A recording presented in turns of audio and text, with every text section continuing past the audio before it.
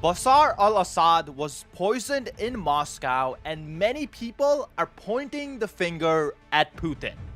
Now, it's not hard to see why people may be suspicious of Putin when something like this happens. Putin's friends have a habit of disappearing, if you know what I mean. Just ask Yevgeny Prigozhin. Now, regarding Bashar, as we know, Putin considered him one of his closest friends, until of course he had no use of him. As soon as Syria fell and Bashar's regime fell in Syria, Putin discarded his closest friend, and now it seems he's trying to clean up the mess. As you guys will soon see, Bashar has been in Moscow for almost a month now, and he does have a refugee visa to stay here. He is living in exile, but he still hadn't had his chance to meet with his closest friend, Vladimir Putin. That's because Putin's been a busy man and he has no use of Bashar. But then we get the report this morning that Bashar was poisoned just this last week, but luckily, or I guess unluckily for the person who poisoned him, Bashar did survive. So in today's video, let's go over exactly what happened and why people are pointing the finger at Putin. But like always, be sure to hit the like button down below. It helps us out tremendously with the algorithm, and let's begin from the beginning. Now, one of the most interesting stories about Bashar fleeing from Syria is the fact that when he was fleeing in his last hours, what he did was contacted Israeli agents and he gave them high value targets in Syria to target, and in return he asked them to not shoot down his plane. So here's a little bit more details on this story. Syrian tyrant Bashar al-Assad traded his country's military secrets with Israel in exchange for safe passage out of the country, it has been claimed. The murderous tyrant allegedly handed over coordinates for weapons depots, which Israel are now using to drop bombs on Syrian targets. A journalist from Turkish newspaper Hurriyet said a reliable source told him that Assad handed over a list with the locations of weapons depots, missile systems, and warplanes as a guarantee that Israel would not target him during his flight. Israel started dropping airstrikes on Syrian military strongholds soon after the fall of Assad's government, leading the reporter to claim that the traded list is likely true. Luckily for Assad, because of his trade with the Israeli agents, he was able to leave Syria safely and without any headaches. But things didn't exactly improve for him once he got to Moscow. Now, of course, we know about the poisoning, but we'll get to that in just a second. We're getting ahead of the story.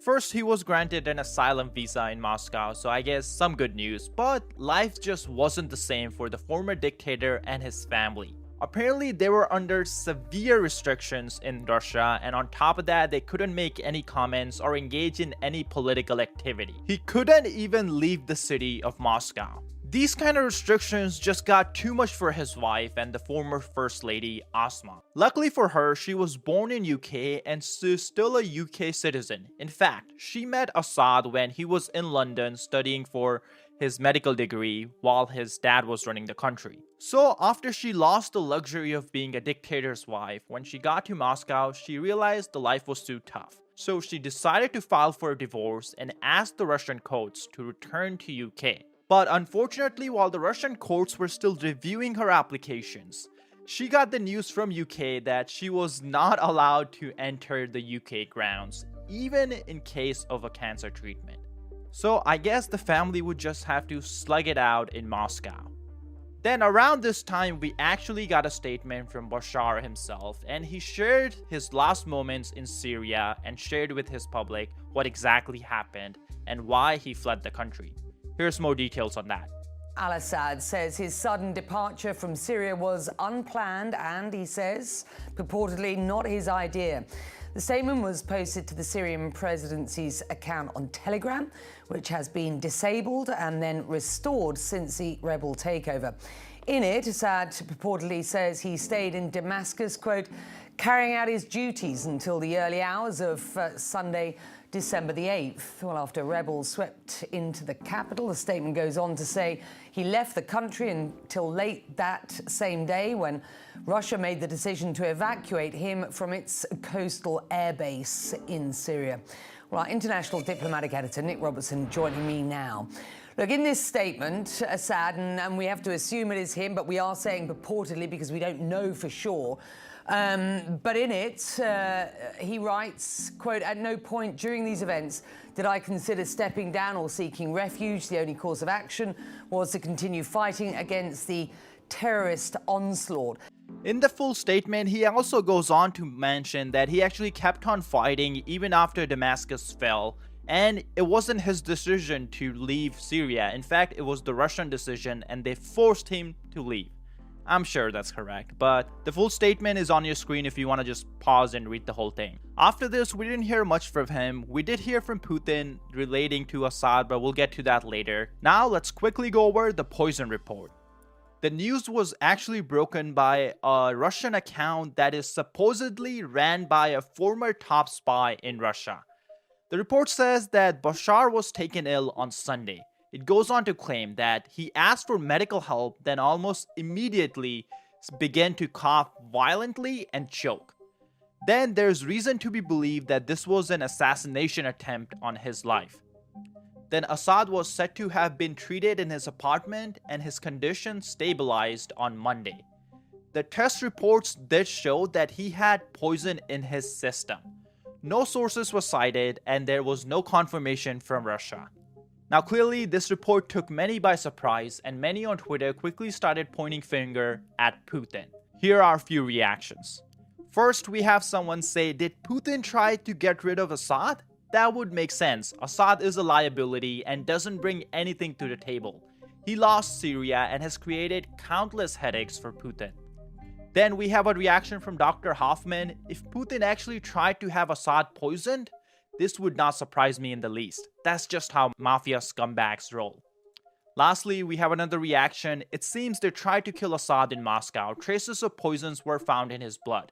This is what happens when your most important friend is a scumbag. Now, if I wanted to show you guys all the reactions on Twitter, we'll be here all night.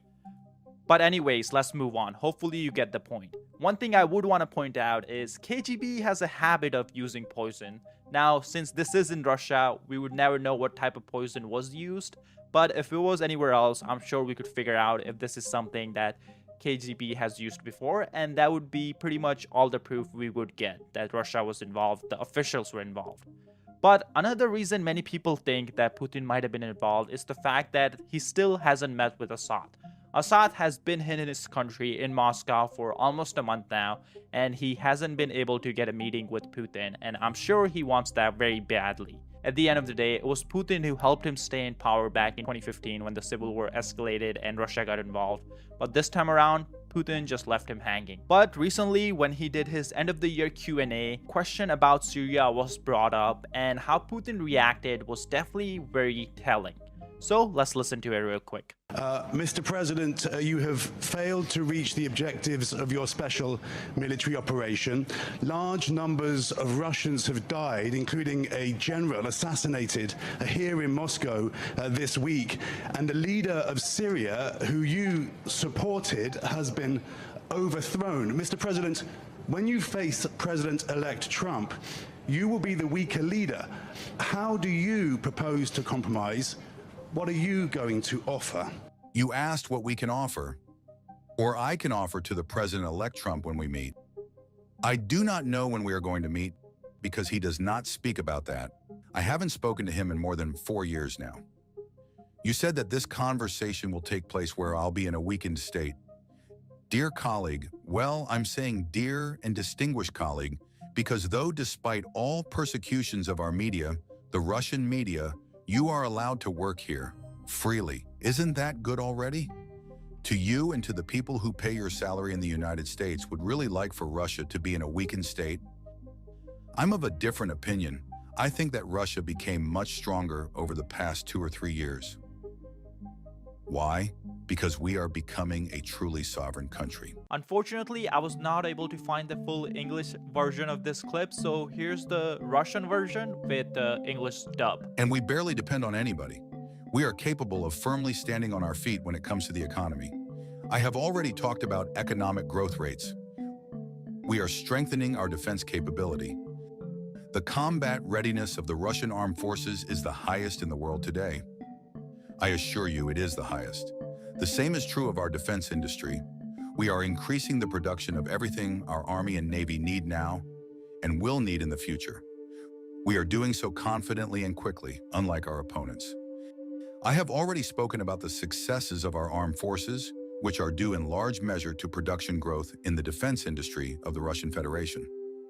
As I have said, we are doing this confidently and quite rationally. It has been said that our forces are advancing along the front line. One explanation for this is the existence of the equipment I have mentioned. Yes, in fact, all NATO countries are fighting against us. We spoke about our inflation, and what is the situation over there? Take a 155mm shell, which cost 2,000 euros 2 years ago, and now costs 4 times more, 8,000 euros. If this trend persists, 2% of GDP spending on defense in NATO countries, which President-elect Donald Trump always insisted on, will not suffice. Even 3% will not be enough. The training and combat standards and the morale of the Russian armed forces are higher than those of any other army in the world. That is why I believe that Russia has largely achieved the state we wanted to achieve. It has grown stronger and become a truly sovereign state, and we will make decisions without looking at other people's opinions, only with our national interests in mind. You have mentioned Syria. You and, as I said, those who pay your salary would like to present the current developments in Syria as Russia's defeat. I assure you that this is not the case, and here is why. We came to Syria 10 years ago to prevent the creation of a terrorist enclave there, like the one that we saw in some other countries, for example, Afghanistan. We have achieved that goal, by and large. Even the groups that were fighting against the Assad regime and the government forces back then have undergone internal changes. It is not surprising that many European countries and the United States are trying to develop relations with them now. Would they be doing this if they were terrorist organizations? This means that they have changed, doesn't it? So our goal has been achieved to a certain degree. Next, we did not deploy any ground forces in Syria. They simply were not present there. Our presence consisted solely of 2 bases, an air base and a naval base. The ground operations were conducted by the Syrian armed forces and, as is widely known, there is no secret here, certain pro-Iranian combat units. At one point, we even withdrew our special operations forces from the area. We were not engaged in combat there. So what transpired? When armed opposition groups advanced towards Aleppo, the city was defended by approximately 30,000 personnel. However, when 350 militants entered the city, the government forces, along with the pro-Iranian units, withdrew without resistance, demolishing their positions as they left.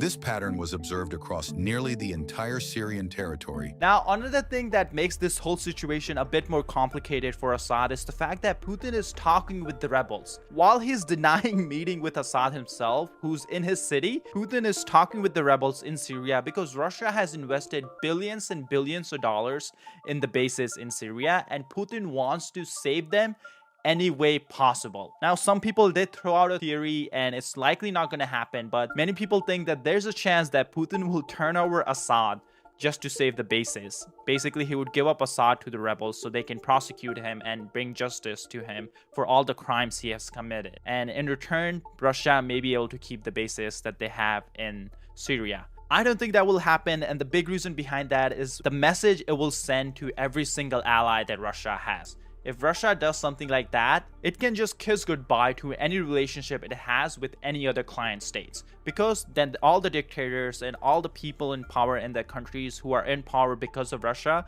in Africa, maybe in Iran, they would know that a second Russia gets an offer that can benefit Russia while hurting any other country that Russia is allied with, it will turn on them. And that's not going to be good for Russia's future. So that's a big reason I don't think that's something on board. But one thing is for sure is Russia is negotiating with rebels, and that's definitely not a good sign for Assad, because Russia negotiating basically tells the world that Russia is acknowledging the new regime in Syria. YouTube is still not a fan of a lot of topics we cover, and that means the videos get restricted and demonetized.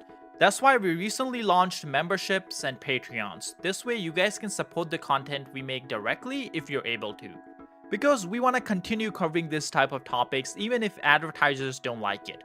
We like doing it and hopefully you guys like watching it. That's why Patreon and memberships give us a way to continue doing this without worrying about YouTube demonetizing our videos. So if you're interested and you're able to support us, you can do so by joining our Patreon or becoming a member on YouTube. The QR codes will be on the screen and the links in the description.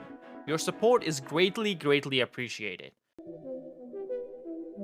99% of you watching this video have never witnessed the horrors of the Holocaust. But if you want to understand what such cruelty looks like today, then turn your eyes to Syria. Syrian jails are now a living example of a modern mini-Holocaust. The Nazis didn't just commit atrocities, they taught their methods of interrogation and torture. And those techniques were still being used until last week. The picture you see was taken just a few days ago inside a Syrian prison cell. And next to it is a photograph from the Auschwitz concentration camp during the Nazi era. The resemblance is haunting. So far, it's estimated that over 17,000 people, men, women, and children, were tortured and left to die in conditions that you can't even imagine. But that's just the start. Between 2011 and 2015, one survivor described how every single week, sometimes twice a week, groups of up to 50 people were taken away in the middle of the night and never to be seen again. It's estimated that in those 5 years, over 13,000 additional civilians were hanged to death. In the middle of the night, under the cover of total secrecy, guards at Sednaya prison would call out the names of detainees, claiming that they were being transferred to civilian prisons. But it was all a lie. Instead, the prisoners were blindfolded and taken to a basement cell where they were beaten so severely they could barely stand. And then, still blindfolded, they would be moved to a bottom floor where the hangings took place. Throughout this process, the detainees had no idea what was happening. They didn't know when or how they would die until the noose was placed around their necks. Still, for some, death didn't come quickly. Due to their lightweight body, they'd end up suffocating for 10 to 15 agonizing minutes. And when that wasn't enough, the guards would pull them down and break their necks.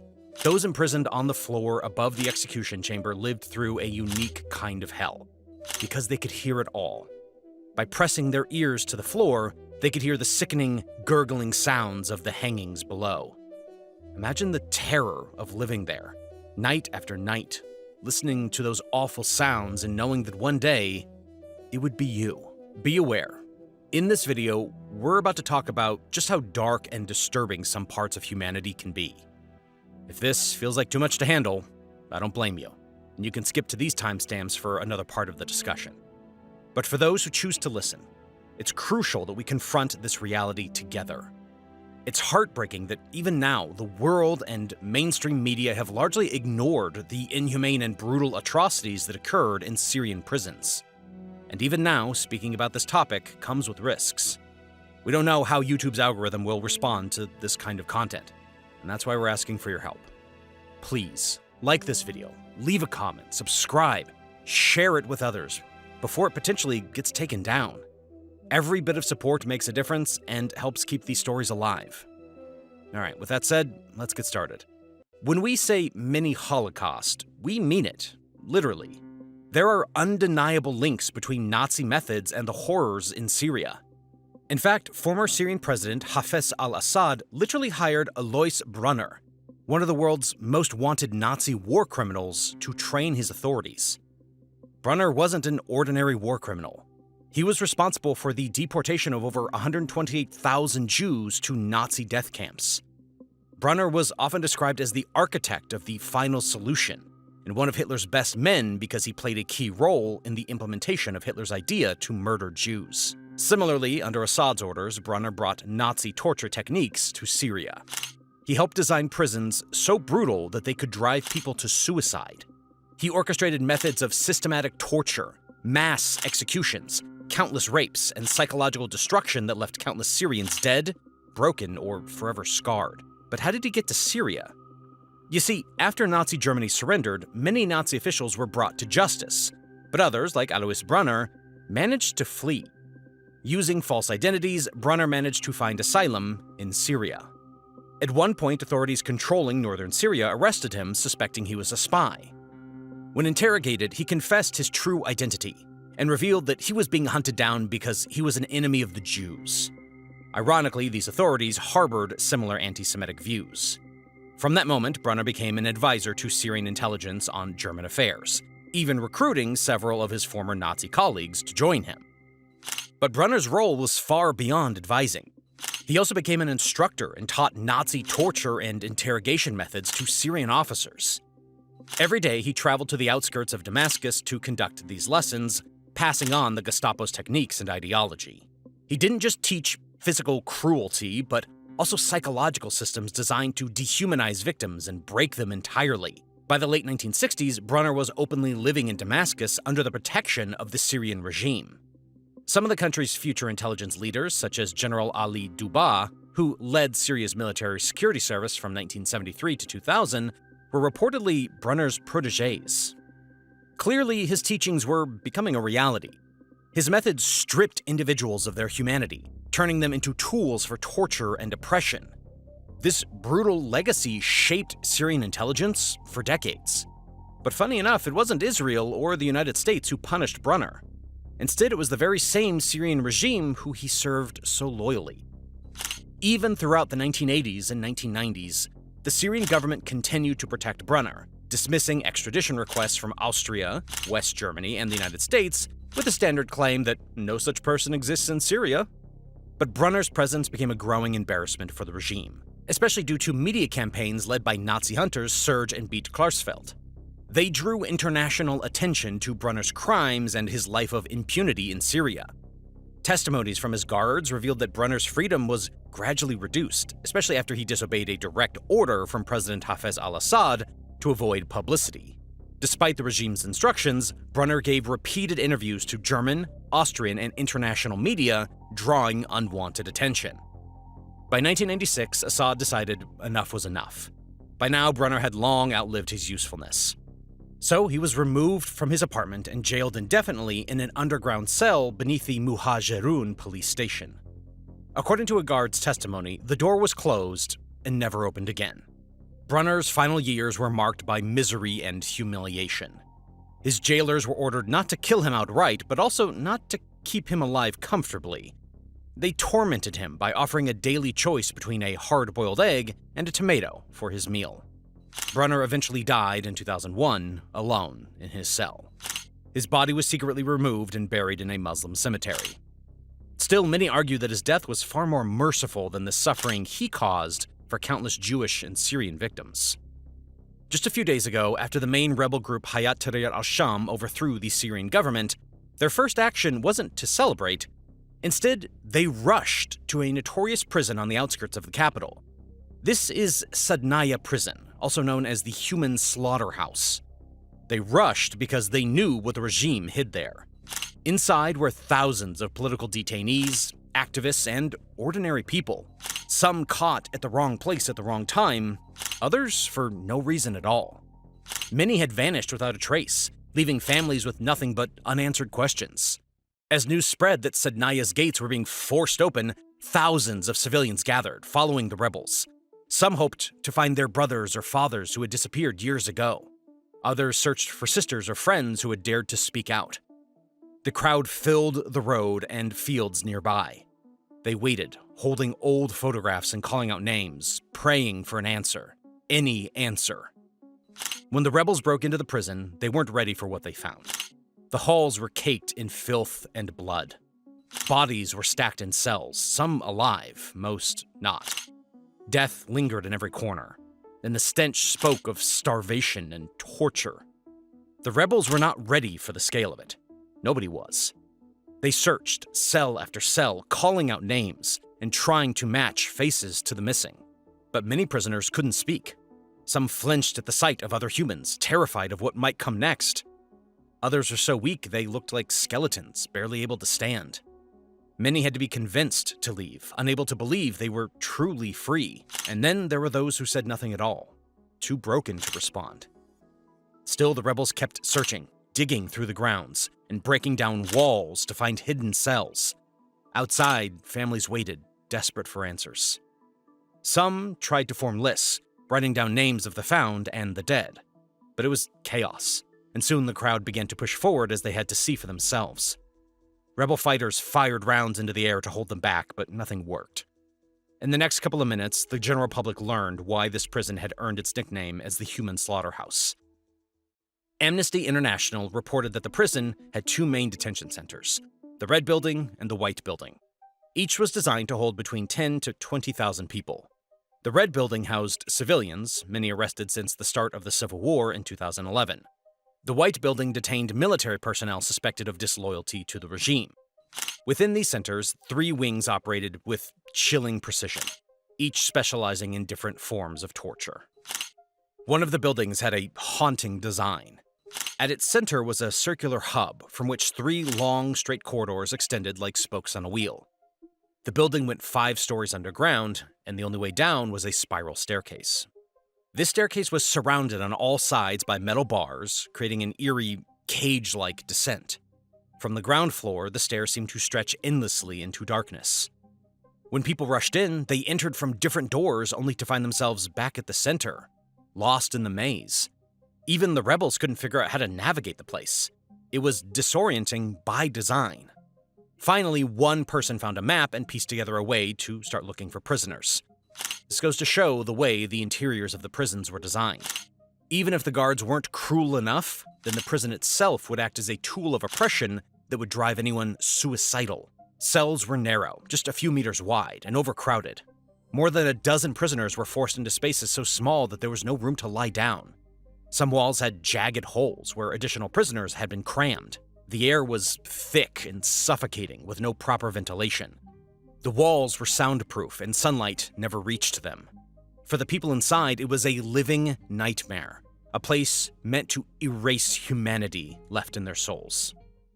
Before moving forward, I want to share that I'm tired of seeing ads everywhere I go. I mean, how many ads has YouTube shown you on this video alone? That's why we launched a newsletter a few years ago called Global Recaps. We've been sending daily news right to you with no ads. Yeah, that's right. We have sent 2,500 newsletters, but not one of them has contained an ad. So if you want global news with no ads and no censorship, then this is the solution for you. Sign up now by scanning the QR code on the screen or link in the description. Sign up today and become more knowledgeable about the world you live in. That was quite a change in tone. So, in 2016, an artist and audio investigator interviewed former prisoners of Sadnaya. The thing is, since the 2011 uprising, Sadnaya has been sealed off from the world. No journalists, independent observers, or victims' families were allowed inside. The only way to learn about the mass murders and tortures that took place was to speak with the very few who were lucky enough to survive and were later released. According to some of these victims, Syrian authorities would throw prisoners into tiny, dark cells, blindfold them, and force them to face the wall whenever the guards were present. Over time, prisoners developed an acute sensitivity to sound. Guards were so cruel that making any sound, be it speaking, coughing, or even shuffling, meant risking death. Even during brutal beatings, prisoners were expected to remain silent. Thousands who couldn't suppress their cries were executed. Hearing became a tool for survival. Identifying where guards were at all times was crucial. Prisoners would memorize the metallic tong of boots descending the spiral staircase, the distinct sound of each cell door's lock, or the whispers of names called during roll calls for execution. They even counted how many prisoners were brought in, listening carefully to every detail. These sounds weren't just a survival mechanism, they would later help survivors piece together Sadnaya's story for the world. One witness also said that one of the loudest sounds, aside from the horrendous torture noises, was the killing of lice. For those who don't get it, try crushing a sesame seed between your fingers and hear the tiny pop sound it makes. Imagine enduring so much torment that the loudest thing in your environment is the sound of killing lice. Another survivor recalled a moment of bittersweet joy, the sound of bread slapping the floor outside his cell. For him, that sound meant survival, enough food to make it through one more day.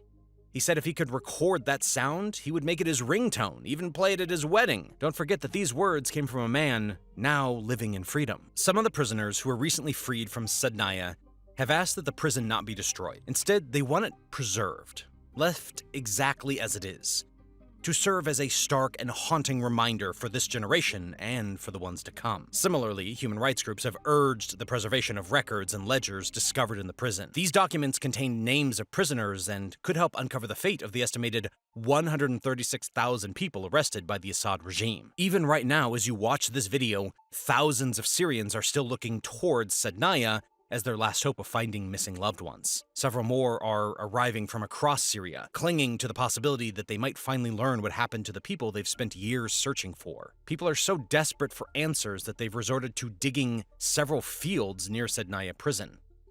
In 2022, interviews with 4 Syrian men who worked at or near secret mass grave sites led to the discovery of 2 locations, confirmed through satellite imagery. The images showed trenches being dug and later covered over time. Might seem small, but one site alone spanned about 10 acres. For a better understanding, that's about the same as 7 full-size American football fields. During the day, workers used heavy machinery to dig pits and trenches, and by night, bodies arrived, sometimes hundreds at a time, hauled in military pickup trucks or refrigerators meant for food transport. These sites, holding thousands of bodies each, may now serve as some of the most damning evidence of war crimes committed by Bashar al-Assad's regime. Despite these discoveries, the Syrian government has repeatedly and shamelessly denied killing people in detention.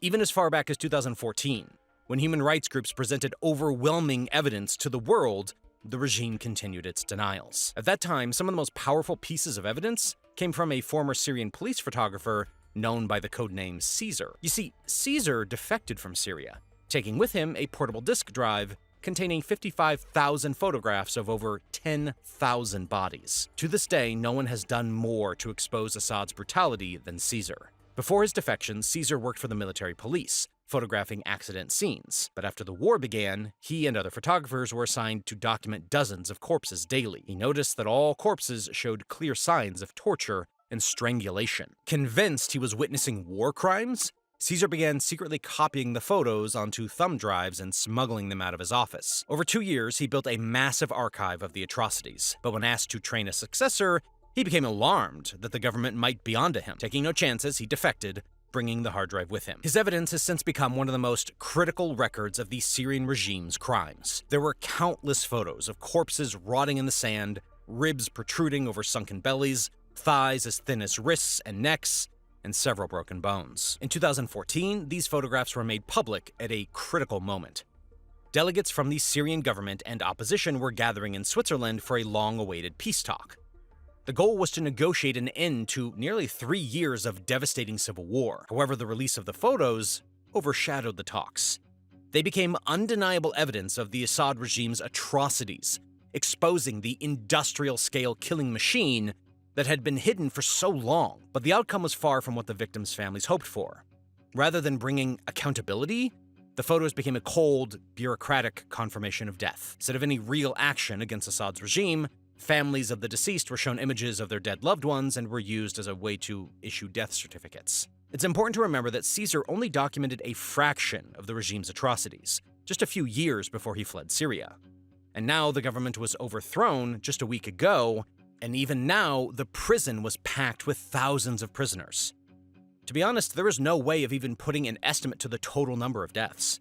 What we do know is that the world has not seen such a systematic, state-sponsored killing machine since the Nuremberg trials, which uncovered the Nazi regime's industrial genocide during World War II. Apart from Assad's regime, there's Vladimir Putin, sending thousands of soldiers to die every day in the meat grinder on Ukraine's front lines. Then there's Kim Jong-un, whose cruelty needs no introduction. But what's shocking is Syria is far worse than both of them, and yet most of us barely heard about it. This is mainly because Russia has tried to protect the Assad regime in as many ways possible, even to the extent of using its veto power in the United Nations Security Council to shield him from war crimes allegations being referred to the International Criminal Court. This is why evidence like Caesar's photographs became so critical. If any of the victims in those images were identified as Syrians holding dual citizenship, then it would allow that other government to pursue through their own legal systems. But what does Russia gain from all this? To understand this better, we need to look at history. You see, the relationship between Syria and Russia has deep historical roots that date back to the Cold War era. Back then, Syria was one of the Soviet Union's key allies in the Middle East. The Soviets gave Syria weapons, military training and economic support to counter the US influence in the region. That bond didn't vanish when the Soviet Union fell apart. Russia inherited these ties, and Syria remained a critical partner for Moscow. This relationship gave Russia a military foothold in the Middle East, including access to the Tartus naval base, its only naval base in the Mediterranean. Losing Syria would mean losing that access, which is vital for Russia's global military strategy. So when the Syrian civil war started in 2011,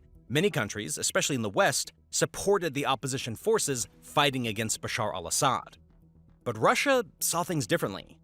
For Moscow, Assad was a stable ally, and keeping him in power meant keeping their influence in the region. They also saw the opposition as fragmented and full of extremist groups, which Russia did not want to see in power. Supporting Assad, from their perspective, was about maintaining stability and avoiding chaos, even if it came at the cost of backing a brutal regime. Like Iraq, Syria is deeply fractured. Years of war left the country broken in spirit and structure. In such conditions, forming organized political parties or democratic institutions is nearly impossible. So, instead, people gravitate towards their ethnic identities. This is why, for a brief period of time, terrorist groups like Al-Qaeda and ISIS gained footholds in certain areas of Syria. This gave Putin a reason to officially enter Syria in the name of fighting terrorism. In 2015, Russia literally used its own forces and launched a military intervention, and conducted airstrikes, supplied weapons, and deployed military advisors. While they did strike some extremist factions, Russia also bombed civilian areas and territories controlled by moderate rebels. This way, Russia secured its military bases in Syria, including Tartus and the newly built Khmeimim airbase. These facilities solidified Russia's presence in the Mediterranean and the Middle East, allowing them to project power far beyond their borders. But now, the fate of these bases hangs in the balance. Kremlin spokesperson Dmitry Peskov has stated that rebel forces have guaranteed the base's security for now. However, there's no indication of any long-term agreement or discussions about their future. Also, when Russia intervened militarily in Syria in 2015, it aimed to secure its influence and establish itself as a major power in the Middle East. This forced regional players like Turkey, Israel, and Saudi Arabia to take Russia's role into account. But Putin's gamble has hilariously backfired. The fall of Assad's regime highlights Russia's limitations as an ally. The failure to provide dependable support will likely make Syria another example of why nations cannot trust Russia to stand by them in critical moments. Now, the Kremlin will likely seek to suck up to the rebel forces and negotiate a deal to preserve its strategic foothold, because those bases are strategically more important and extremely hard to replace. But reaching an agreement won't be easy. The HTS rebels, now Syria's new rulers, are likely to impose harsh conditions on any negotiations. One political demand could be the extradition of Bashar al-Assad back to Syria. Assad, who fled the country and is now seeking asylum in Moscow. Now that the civil war has finally ended, Syria's future remains uncertain. What is certain, however, is that the hardest work lies ahead for its people. The opposition forces, both within and outside of the country, have gained some experience in governance over the years. But they still lack the unity and coordination needed to govern together effectively. So, Mohammed al-Bashir has been appointed as Syria's interim prime minister. His term is set to last until March 1st of 2025, giving Syrians a temporary framework to begin rebuilding their fractured nation. Also, it's no doubt that the leader of the HTS, Abdul Mohammed al-Jalani, is set to play a critical role in Syria's future. There is very little info about his childhood, and what we know is that his life took a significant turn in 2003 when he moved to Iraq during the US invasion. There, Jalani joined Al-Qaeda to resist the American forces. 3 years later, in 2006, he was arrested and imprisoned at Camp Bucca. At this place, he met Abu Bakr al-Baghdadi, who would later lead the Islamic State. By 2011, Baghdadi sent Jalani back to Syria to establish the Al-Nusra Front, an al-Qaeda-affiliated group aimed at capitalizing on the chaos of the Syrian civil war. Within just a year, the al-Nusra Front became one of Syria's most powerful rebel factions. Seeing this level of traction, Baghdadi announced that he planned to expand the Islamic State into Syria and form what would have become the Islamic State of Iraq and the Levant, aka ISIL. However, Jalani didn't share the same idea and instead pledged his loyalty to al-Qaeda and started focusing solely on the issues in Syria. Seeing no progress, Jalani decided to sever all ties and rebranded his rebel group as Hayat Tahrir al-Sham. According to him, this group only had one goal, and that was to oust Bashar al-Assad and establish control over Syria. This resonated with many. and soon enough, HTS went on to capture significant parts of Syria. Since 2017, HTS has remained the most powerful rebel force and led many operations that eventually resulted in the downfall of Assad's regime. Despite taking control of Syria, the HTS remains a designated terrorist organization in many countries due to its past ties to al-Qaeda.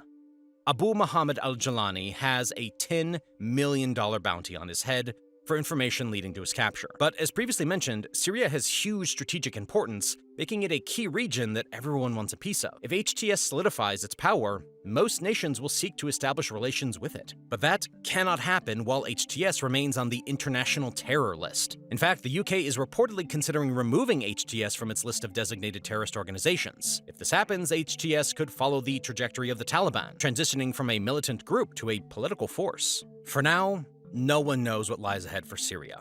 The future is unclear, and the road will be long and difficult. But for the first time in years, there is a glimmer of hope that ordinary people might finally be safe from the horrors they have endured. The real test now is for the rebels. They must prove that they can be better than the leaders who brought so much suffering. They must give Syria a chance to heal, to rebuild, and to let its people live lives of dignity and peace. After all, everyone deserves a future where they can simply live, free from fear, as every human being should.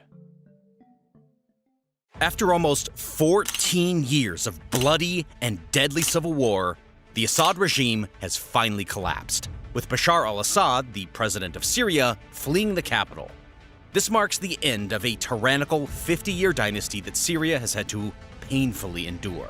On the 8th of December, exactly 9 days after the Hayat Tahrir al-Sham led the rebel coalition that took over Aleppo, Syrian rebels appeared on state television to announce the fall of President Bashar al-Assad's regime.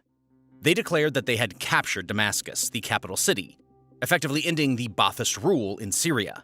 This announcement sent shockwaves throughout the world, with everyone wondering, well, what comes next? Even President-elect Donald Trump took to Truth Social to type a lengthy and graphic message about this.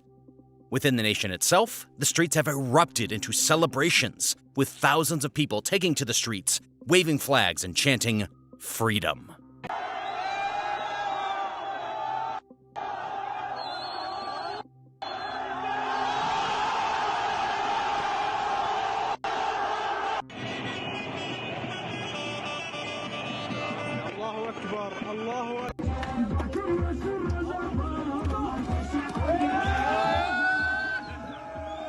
Global events like this are meant to be brought to the public uncensored and without sugarcoating.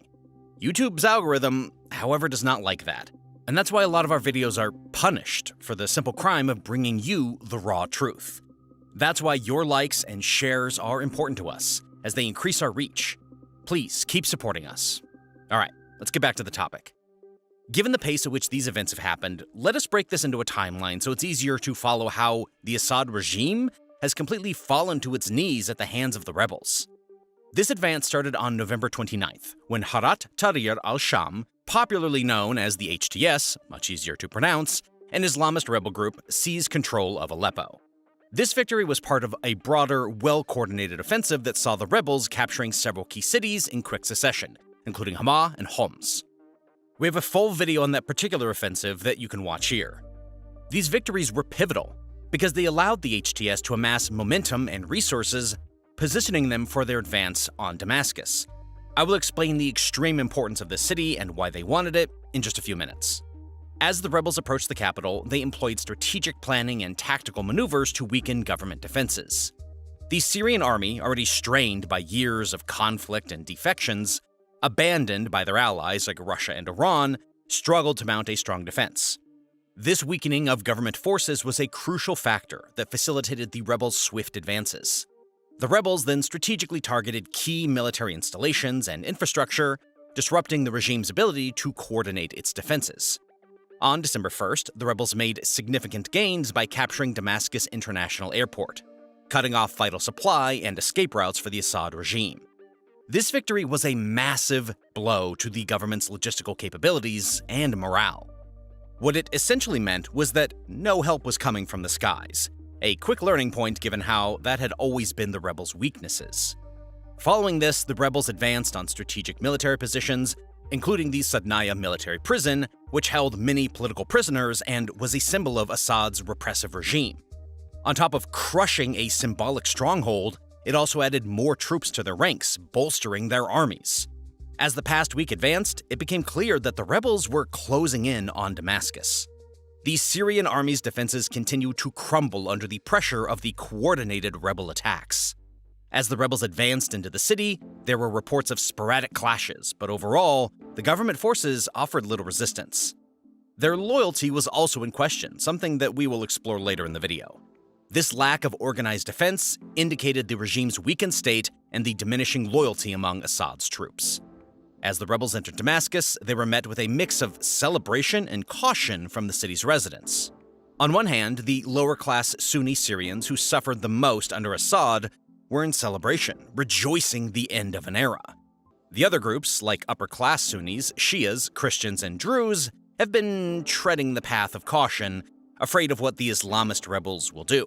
Now, on the 8th of December, 2024, the rebels officially announced their control over Damascus on state television. They also announced how Bashar al-Assad had fled the country. Now, it was independently confirmed that Assad and his family members arrived in Moscow, where they were under the protection of his fellow dictator, Putin. His departure signaled the complete collapse of the regime.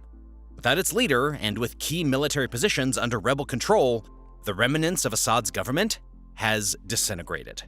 The prime minister has been escorted out of his home by rebel fighters in a move that's meant to symbolize a transference of power.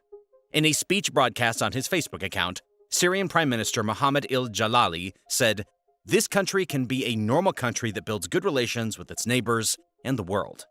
He proceeded to say that he was willing to relinquish power in a free and fair election. The speed and efficiency of this overall rebel offensive left little room for the regime to regroup, get help, or counterattack, and now they have been utterly crushed. This truly marks the end of the Assad regime, and the beginning of something entirely new, and for certain generations, foreign to Syria. The rebels, now in control of the capital, have called for unity and urged citizens to protect public property and maintain order during this transition period. However, the future remains uncertain, with concerns about potential power struggles among various rebel factions and the challenges of rebuilding a war-torn country. We will dive deeper into that in just a few minutes. By now, I'm sure you've guessed that for the Assad regime to fall so quickly and decisively, there had to have been international actors in the background. And you'd be right. Starting with Turkey. They've been heavily involved in the Syrian conflict from the beginning. Turkey shares a long border with Syria and has supported various opposition groups aiming to overthrow Assad. They provided military support, training, and safe havens for rebel fighters.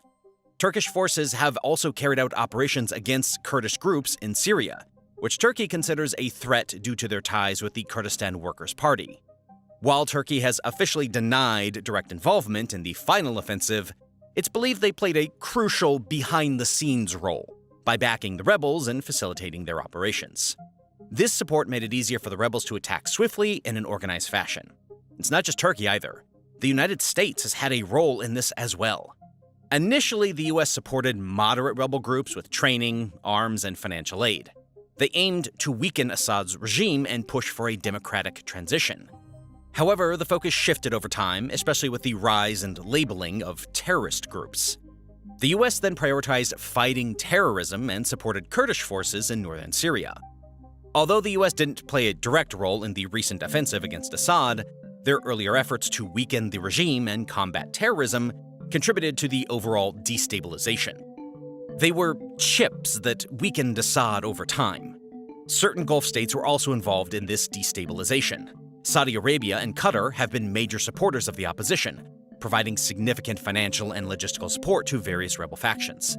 Their main goal was to counter Iran's influence in Syria, as Iran has been a key ally of Assad. By funding and supplying rebel groups, Saudi Arabia and Qatar played a significant role in sustaining the opposition forces through the conflict. And that leaves us with Russia and Iran. I'll dive deeper into the continual roles that they have played in the next few minutes, as these two have been the key Assad allies. Coming back to the capital, there is a reason why the rebels put so much effort into concentrating their attacks on Damascus, instead of other potential strongholds. The fall of Damascus and the collapse of the Assads have always been interlinked, and hence Damascus, one has led to the other. Damascus holds immense significance in the Syrian conflict for several reasons that intertwine politics, history, strategy, and symbolism. As the capital city, Damascus serves as the political and administrative heart of Syria. It's where the central government operates, making it the primary seat of power. The city's symbolic importance also cannot be overstated. Damascus has a rich historical and cultural heritage that dates thousands of years back, making it a powerful symbol of Syrian identity and continuity. Its capture by rebel forces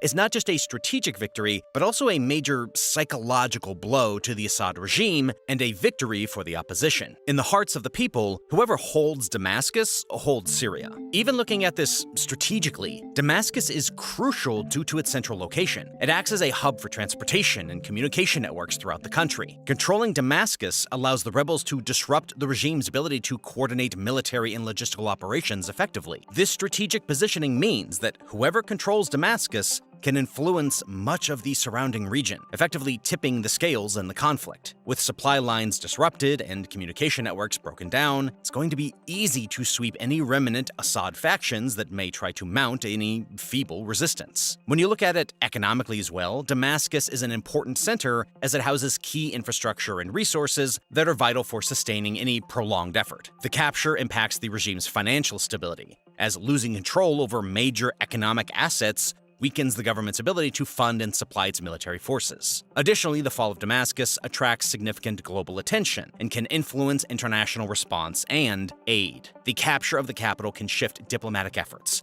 attract humanitarian assistance, and prompt foreign governments to reassess their strategies and allegiances concerning Syria. Overall, Damascus is not just another city in the Syrian conflict. It is the linchpin that holds Syria together. For some of you, looking at this situation from outside Syria, it can be hard to properly understand the reactions of the Syrians when you watch videos like this. To understand it better, first let me take you into the nitty-gritty details of the Assad regime so that you can have the full picture. First, let's talk about the man who started this regime, Hafez al-Assad, and his rise to power. It all began in 1970 with what is known as the Corrective Movement. Hafez al-Assad, then a member of the Syrian Air Force, orchestrated a coup d'etat that ousted the existing leadership of the Ba'ath Party and government. The coup was relatively bloodless, but marked the beginning of Assad's long rule over Syria. Hafez al-Assad came from the Alawite minority, a sect of Shia Islam that made up a small fraction of Syria's population. Despite their minority status, Hafez managed to consolidate power within the military and the Ba'ath Party, which had been a dominant political force in Syria since the 1960s. By promoting fellow Alawites to key positions, Hafez ensured a loyal power base that would support him throughout his rule. This strategic move helped solidify his control over the country, despite the sectarian diversity and tensions within Syria. Moving on to Hafez al-Assad's rule itself, his regime was characterized by a cult of personality. Hafez's image and slogans were omnipresent, reinforcing his authority and the idea of him as the father of modern Syria. This omnipresence was not just for show. It was a strategic tool to instill loyalty and suppress dissent. Political repression was the hallmark of Hafez's regime. He maintained stability through strict control over political activities, often using the secret police to crack down on opposition. As you can imagine, human rights abuses were rampant too, with reports of torture, extrajudicial killings, and disappearances being all too common. Despite this, Hafez managed to maintain a semblance of stability in Syria, largely through fear and centralization of power. Hafez al-Assad implemented key policies that aimed to modernize Syria and maintain his grip on power. He focused on building a strong military and maintaining an authoritarian state. His regime also nationalized industries and implemented land reforms, which were intended to boost the economy but often resulted in inefficiencies and corruption. When Hafez al-Assad died in 2000, his son Bashar al-Assad took over the presidency. The transition to Bashar's rule was somewhat smooth as it had been orchestrated well in advance. Bashar, an ophthalmologist by training, was initially seen as a potential reformer, and there was a hope that he would bring a more modern and open approach to the Syrian government. True to form, in the early years of Bashar's rule, there were indeed some signs of reform. He allowed for a brief period of political openness known as the Damascus Spring, where intellectuals and civil society groups were permitted to express their views more freely.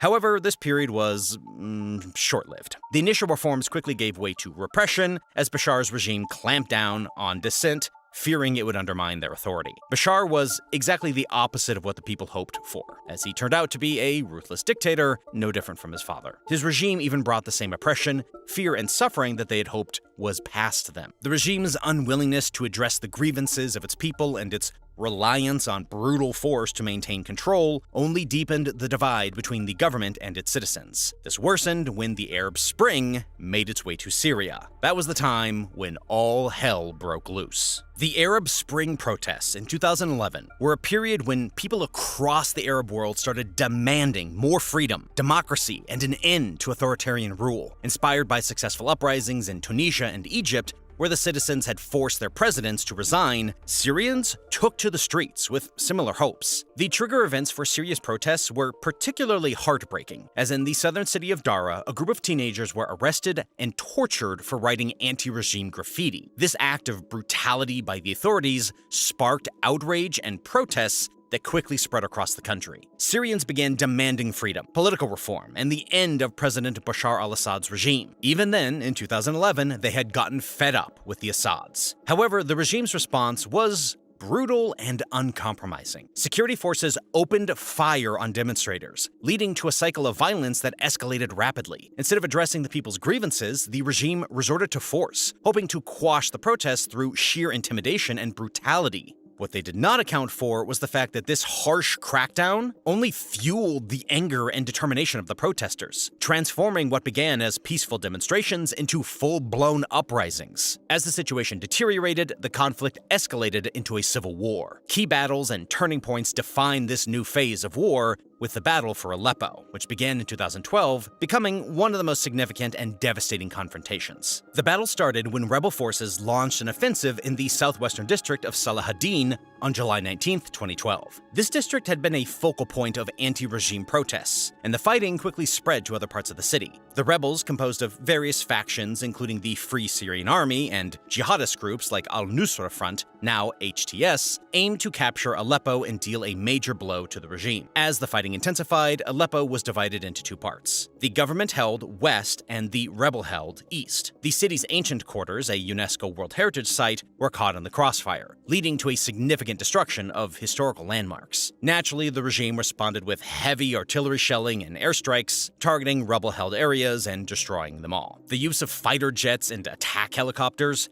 marked a new phase in the conflict, with both sides employing increasingly destructive tactics to end the battle as swiftly as they could. At the same time, another critical turning point was the siege of Homs. Homs became known as the capital of the revolution because of its early and strong opposition to the Assad regime. The city faced a brutal and prolonged siege by government forces, leading to massive destruction and loss of life. The scenes from Homs were heartbreaking, with entire neighborhoods reduced to rubble and countless civilians killed or displaced. These battles and the overall escalation of violence led to a massive refugee crisis. Millions of Syrians fled their homes, seeking safety in neighboring countries like Turkey, Lebanon, and Jordan. The refugee camps in these countries became overcrowded and under-resourced, leading to dire living conditions for many. The displacement statistics are staggering, with over 6 million people internally displaced within Syria and nearly 5 million seeking refuge outside the country. The death toll has been equally shocking, with estimates ranging from 400,000 to over 500,000 lives lost as a result of civil war. Humanitarian organizations struggled to provide aid to the afflicted population, while diplomatic efforts to broker a ceasefire failed. The involvement of foreign powers, including Russia and Iran, further complicated the situation. Russia's military support for the regime, including airstrikes and the deployment of special forces, played a crucial role in tipping the balance in favor of the government. Russia has gone so far as to have bases in Syria,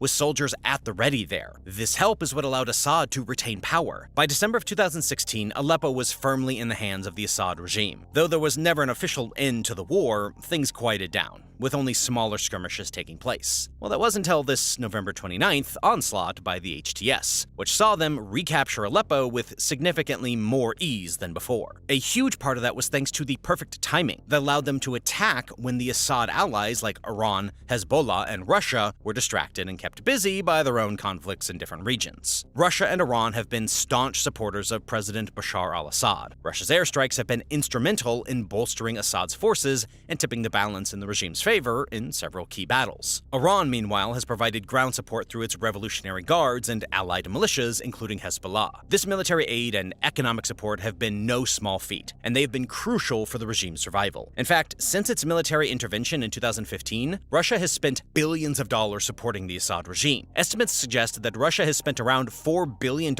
annually on its military operations in Syria. Iran has also been spending quite significant sums, with estimates suggesting that Iran's annual expenditure on military and economic aid to Syria ranges from $6 billion to $15 billion.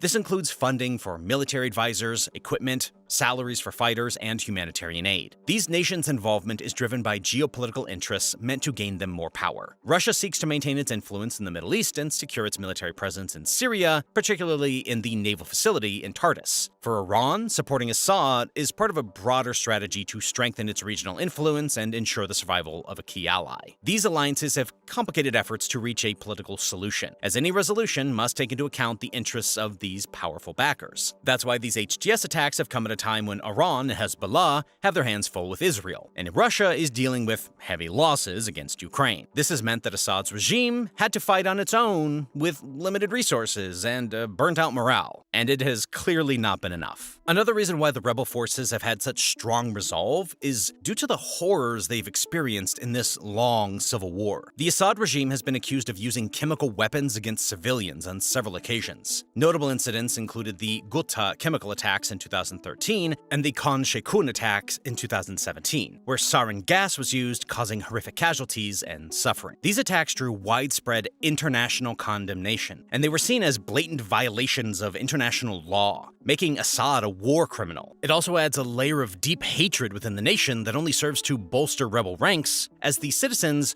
try and join to get some sort of vengeance for loved ones lost. This targeting of civilians has been another grim feature of the war. The regime and, at times, rebel groups have been accused of indiscriminate bombings, including the use of barrel bombs in residential areas. This tactic has resulted in significant civilian casualties and widespread destruction of infrastructure. The aftermath of these attacks have left communities devastated, with survivors struggling to rebuild their lives amid the rubble. Though the international condemnation has been strong, the response has been mixed. The United Nations and human rights organizations have documented these violations and called for accountability. However, geopolitical interests and alliances have often hindered effective action. Russia, using its veto power in the UN Security Council, has blocked resolutions aimed at sanctioning the Assad regime and holding it accountable for its actions. This has led to frustration and calls for reform in the international system to better address such atrocities. When you look at the humanitarian impact that the war's had, you start getting appalled at things like Russia's vetoes. Besides the immediate loss of life and displacement, the war has caused widespread suffering and deprivation. Access to basic necessities like food, clean water, and medical care have been severely restricted in many areas. Schools and hospitals have been targeted and destroyed, disrupting education and healthcare services. The psychological impact on the Syrian population, particularly on children, has been immense, with many facing trauma and mental health issues due to the ongoing violence and instability. It has been a cesspool of destruction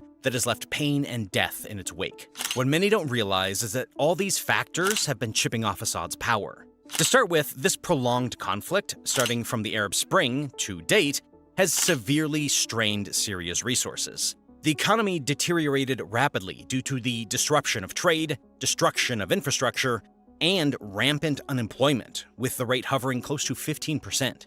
The regime struggled to maintain control as the economic situation worsened, weakening its grip on power. No prolonged war will succeed if the money is compromised, and that's exactly what Bashar has had to learn the hard way. Also, the regime's tactics, including the use of chemical weapons and indiscriminate bombings, led to a significant loss of popular support. Reports of atrocities and human rights abuses alienated many Syrians, fueling the rebellion further. It even resulted in the defection of some of his own troops in the face of these atrocities. Additionally, we can't speak of Assad's loss of power without factoring in the weakening of his key allies. Russia, embroiled in its own conflict with Ukraine, has had to divert attention and resources away from Syria. Iran, facing economic sanctions and regional confrontations, could no longer provide the same level of support. Combined with the factors I previously spoke on, What this meant was that the legs were cut out from underneath Bashar's feet. It's no wonder the government militia offered very little resistance compared to what was expected. Fast forward to the present, and we have seen the tide turn against Assad.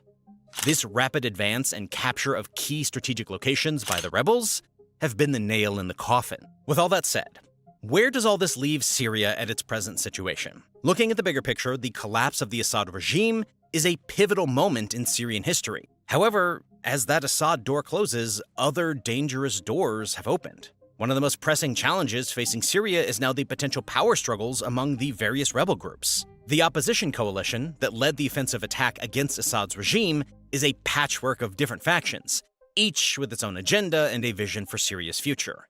Hayat Tahrir al-Sham, HTS, is the largest and most organized group among them. HTS, formerly known as Jabhat al-Nusra, is an Islamist militant group that originated as Syria's branch of al-Qaeda. Their primary goal has been to overthrow Assad's regime and establish a government based on Islamic principles. Although they've attempted to distance themselves from their jihadist past and present a more moderate image, they remain classified as a terrorist organization by many Western governments. Another significant group is the National Front for Liberation, an umbrella group of various Syrian opposition factions. Their vision for Syria includes the establishment of a democratic government that respects human rights and ensures the rule of law. The NFL has participated in military operations alongside the HTS and other groups, aiming to create a unified opposition front against the Assad regime. Ahrar al-Sham is another prominent Islamist group in Syria. Their vision for the country includes the establishment of an Islamic State government by Sharia law. The group has been involved in various alliances and conflicts with other opposition factions and has a significant presence in northern Syria. Similarly, Jaish al-Itza is a rebel group that has been active in the southern regions of Syria. They envision the removal of the Assad regime and the establishment of a government that represents the interests of all Syrians. The group has participated in several military operations against government forces and has been a key player in the southern front of the conflict. Lastly, we have the Nur al-Din al-Zanki movement, the Salafist rebel group active in northern Syria. Their vision also includes the establishment of an Islamic State governed by Sharia law. The group has been involved in various alliances and conflicts with other opposition factions and has been a significant presence in northern Syria. What is interesting and potentially horrifying about all this is that each of these groups has its own vision for Syria, and their goals often overlap, but also differ in significant ways. The main unifying factor thus far was the toppling of Assad's regime. Now that the mutual goal has been attained, we can be guaranteed that internal disputes are about to start. The hope we all share is that it does not lead to more loss of life and war, but instead is settled peacefully. So what does the global community think of all this racket that's been happening? Well, with Assad in the wind, the international reactions to Assad's fall have been varied. World leaders have been closely monitoring the situation, calling for calm and cooperation. Russia, which has been a staunch ally of Assad, has urged its citizens to leave Syria, indicating a significant shift in its stance. The United Nations has expressed concern over the displacement of hundreds of thousands of people and fears that the number could rise significantly. Efforts are underway to provide humanitarian assistance to those affected by the recent offensive and the ongoing conflict. President-elect Donald Trump has commented on the situation, saying that the U.S. military should stay out of the fast-escalating conflict in Syria. He mentioned in his post on Truth Social that this situation is not our fight. It seems everyone is observing right now and being extremely cautious as they all watch things unfold. However, as feedback from the international community keeps trickling in, the reality is that the international community itself might present a new problem. With the complicated relationships that Syria has with so many nations and groups, there is a danger that all these groups will want a piece of this new Syria. The undeniable truth is that the future of Syria remains uncertain, with ongoing battles and shifting alliances still taking place. As Syria moves forward, the international community will play a crucial role in supporting the transition and ensuring that the aspirations of the Syrian people for freedom, justice, and democracy are realized. The challenges ahead are undoubtedly significant, but this moment, right now in history, offers a glimmer of hope for a brighter future in Syria. For those generations in Syria who have never known peace and freedom, this is a new opportunity, the beginning of a whole new world of possibilities. As for us, well, we'll be right here updating you on how everything keeps unfolding with the sincere hope that we can finally have peace in Syria and in the Middle East. The videos coming out of Syria are just insane. People are looting the presidential palace. People are exposing underground prisons, underground cities that Assad had built. And according to a new video footage, we might have found the escape tunnel that Assad family might have used to escape from the city. Before we get into the clip, like always, be sure to hit the like button down below. It helps us out tremendously when making these geopolitical videos that YouTube has a habit of demonetizing. In fact, just yesterday, one of our videos got demonetized, so your likes help us out tremendously. Here I have a clip from a palace that Bashar's brother Maher al-Assad owned, and you can see the palace is insane, and on top of that, the escape tunnel under the palace is truly out of a movie. So let's watch it. هذا قصر ماهر يا جماعة. هون بيقعد تفرج على الأفلام. So it's one of the rebels who's recording this. You can see the palace has been ransacked a little bit.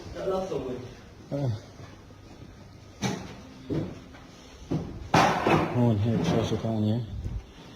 هلا تحت في نفق غميق جدا. هلا رح انزل عليه ونصوره. نمشي هيك. ايوه مبروكين. Those are all luxurious items that people are just stealing away from the house, and fairly so. The family looted the country for half a century, and people deserve everything they can get. But now I think he's about to go down to the tunnel. نمشي هيك. مبروك. ايه عفوا من هون. And similar to the Hamas family, the Hamas leader's wife who owned a $32,000, that's USD, $32,000 handbag from Louis Vuitton, if I'm not mistaken. Bashar's family also had a very expensive taste while they were ruling a country that was suffering from food shortages, medical equipment shortages, and drugs were being supplied out of the country to just make money for the family. Now we're going into the tunnel. الأنفاق. بس رح فرجيكم شو بقصد بالأنفاق. Now at the end of the video, we will go to Bashar's palace where he has a tunnel too, but this is his brother's tunnel.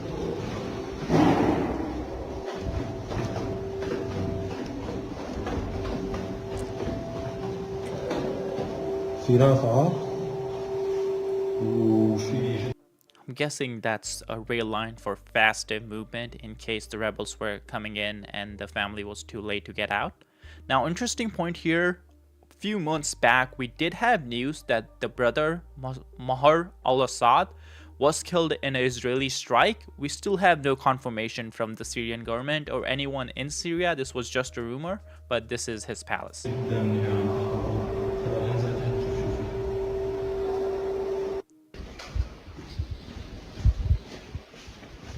يا جماعة هذا النفق يمكن نروح على لبنان.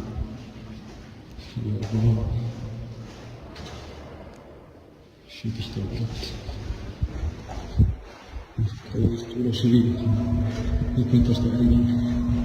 The interesting part is this tunnel system and the underground system they had built was extensive and all throughout the city. One of the interesting tweets I saw was some rebels forces would just report hearing random noises when they were in offices and other places like the other governmental places like gardens or stuff, and they couldn't figure out where these voices were coming from. But as the rebels started digging deeper and deeper, not digging deeper and deeper, but as they discovered the prison and the palace, they found this underground system that the family had built that the normal citizens had no idea even existed.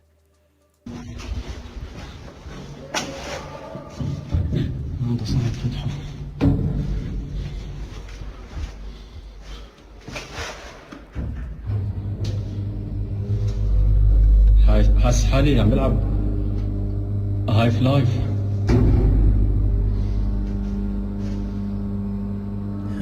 Interesting part, this is where like how globalized the American culture is become, and I don't even know if you can call American culture.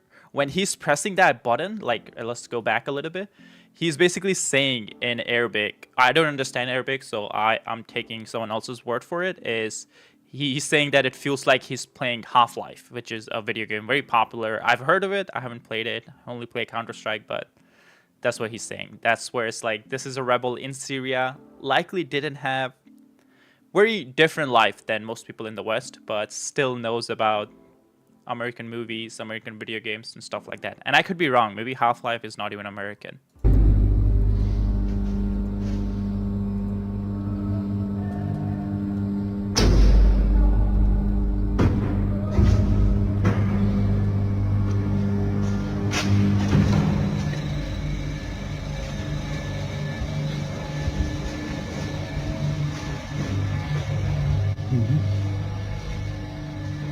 طريق سري.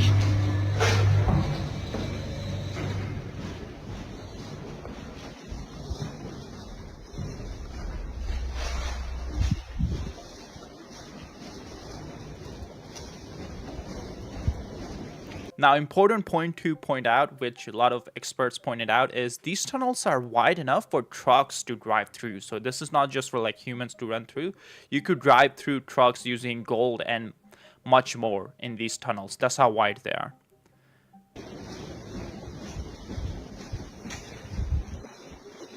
هون باب 8 هون ما كمل.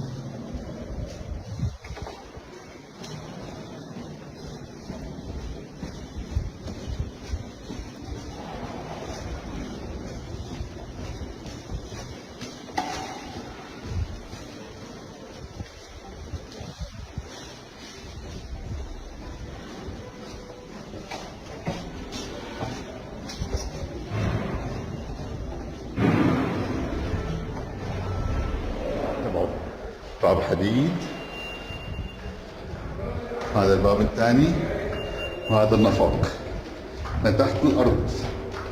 طبعا نحن بالأصل طابق ثاني تحت الأرض، نحن بالأصل طابق ثاني تحت الأرض. يا لطيف، ليش مو مركبين له أسانسير؟ Also, the tunnels were so well built out that they had ventilation, sitting rooms, and bedrooms. So you could go there, hide somewhere if you were just waiting out some other problem, which I can't even imagine what it would be. But if you just had to hide somewhere for a few days before you can get evacuated, they have all that in the tunnels. معقولة كان ينزلوا كله بشيء؟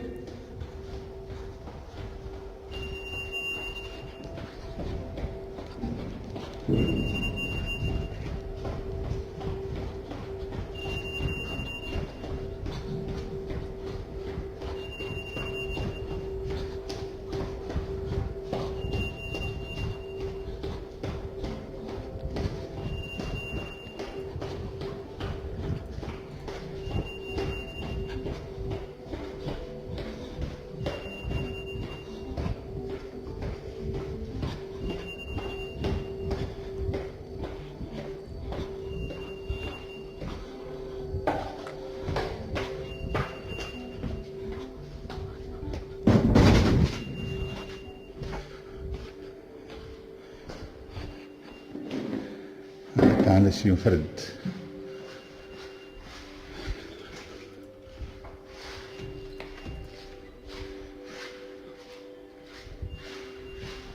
يا لطيف،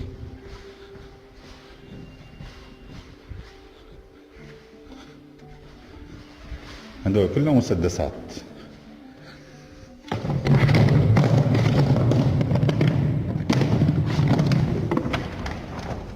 ساعات.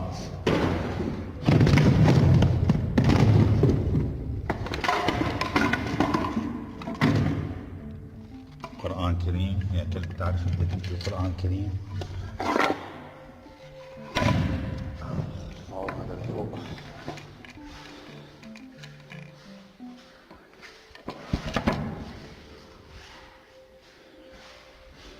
هون كان شكله تغليف العملة.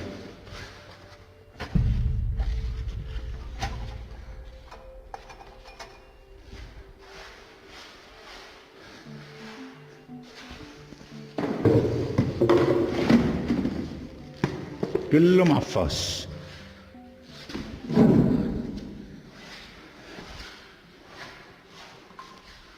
منال ماهر، شي عليك.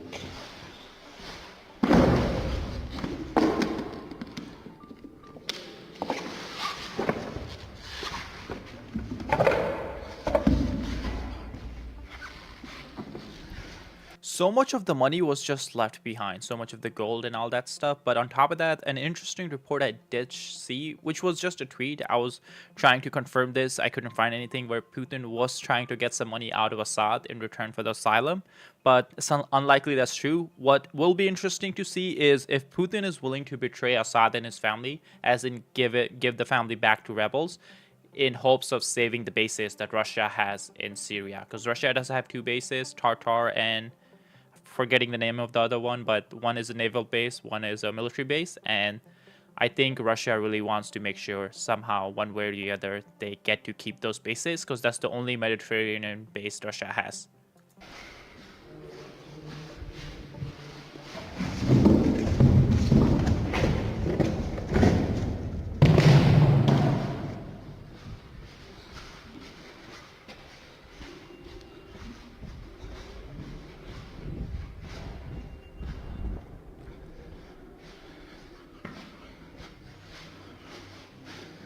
كله معفش مو صافي يعني شي مو معفش.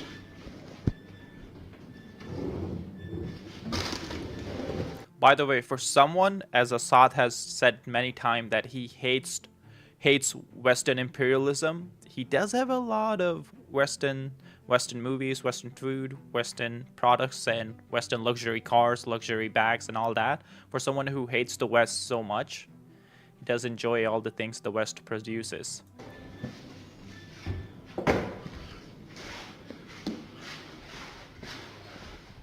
هاي المعسلات تبعه جاهزة. شو بيشرب الواطي؟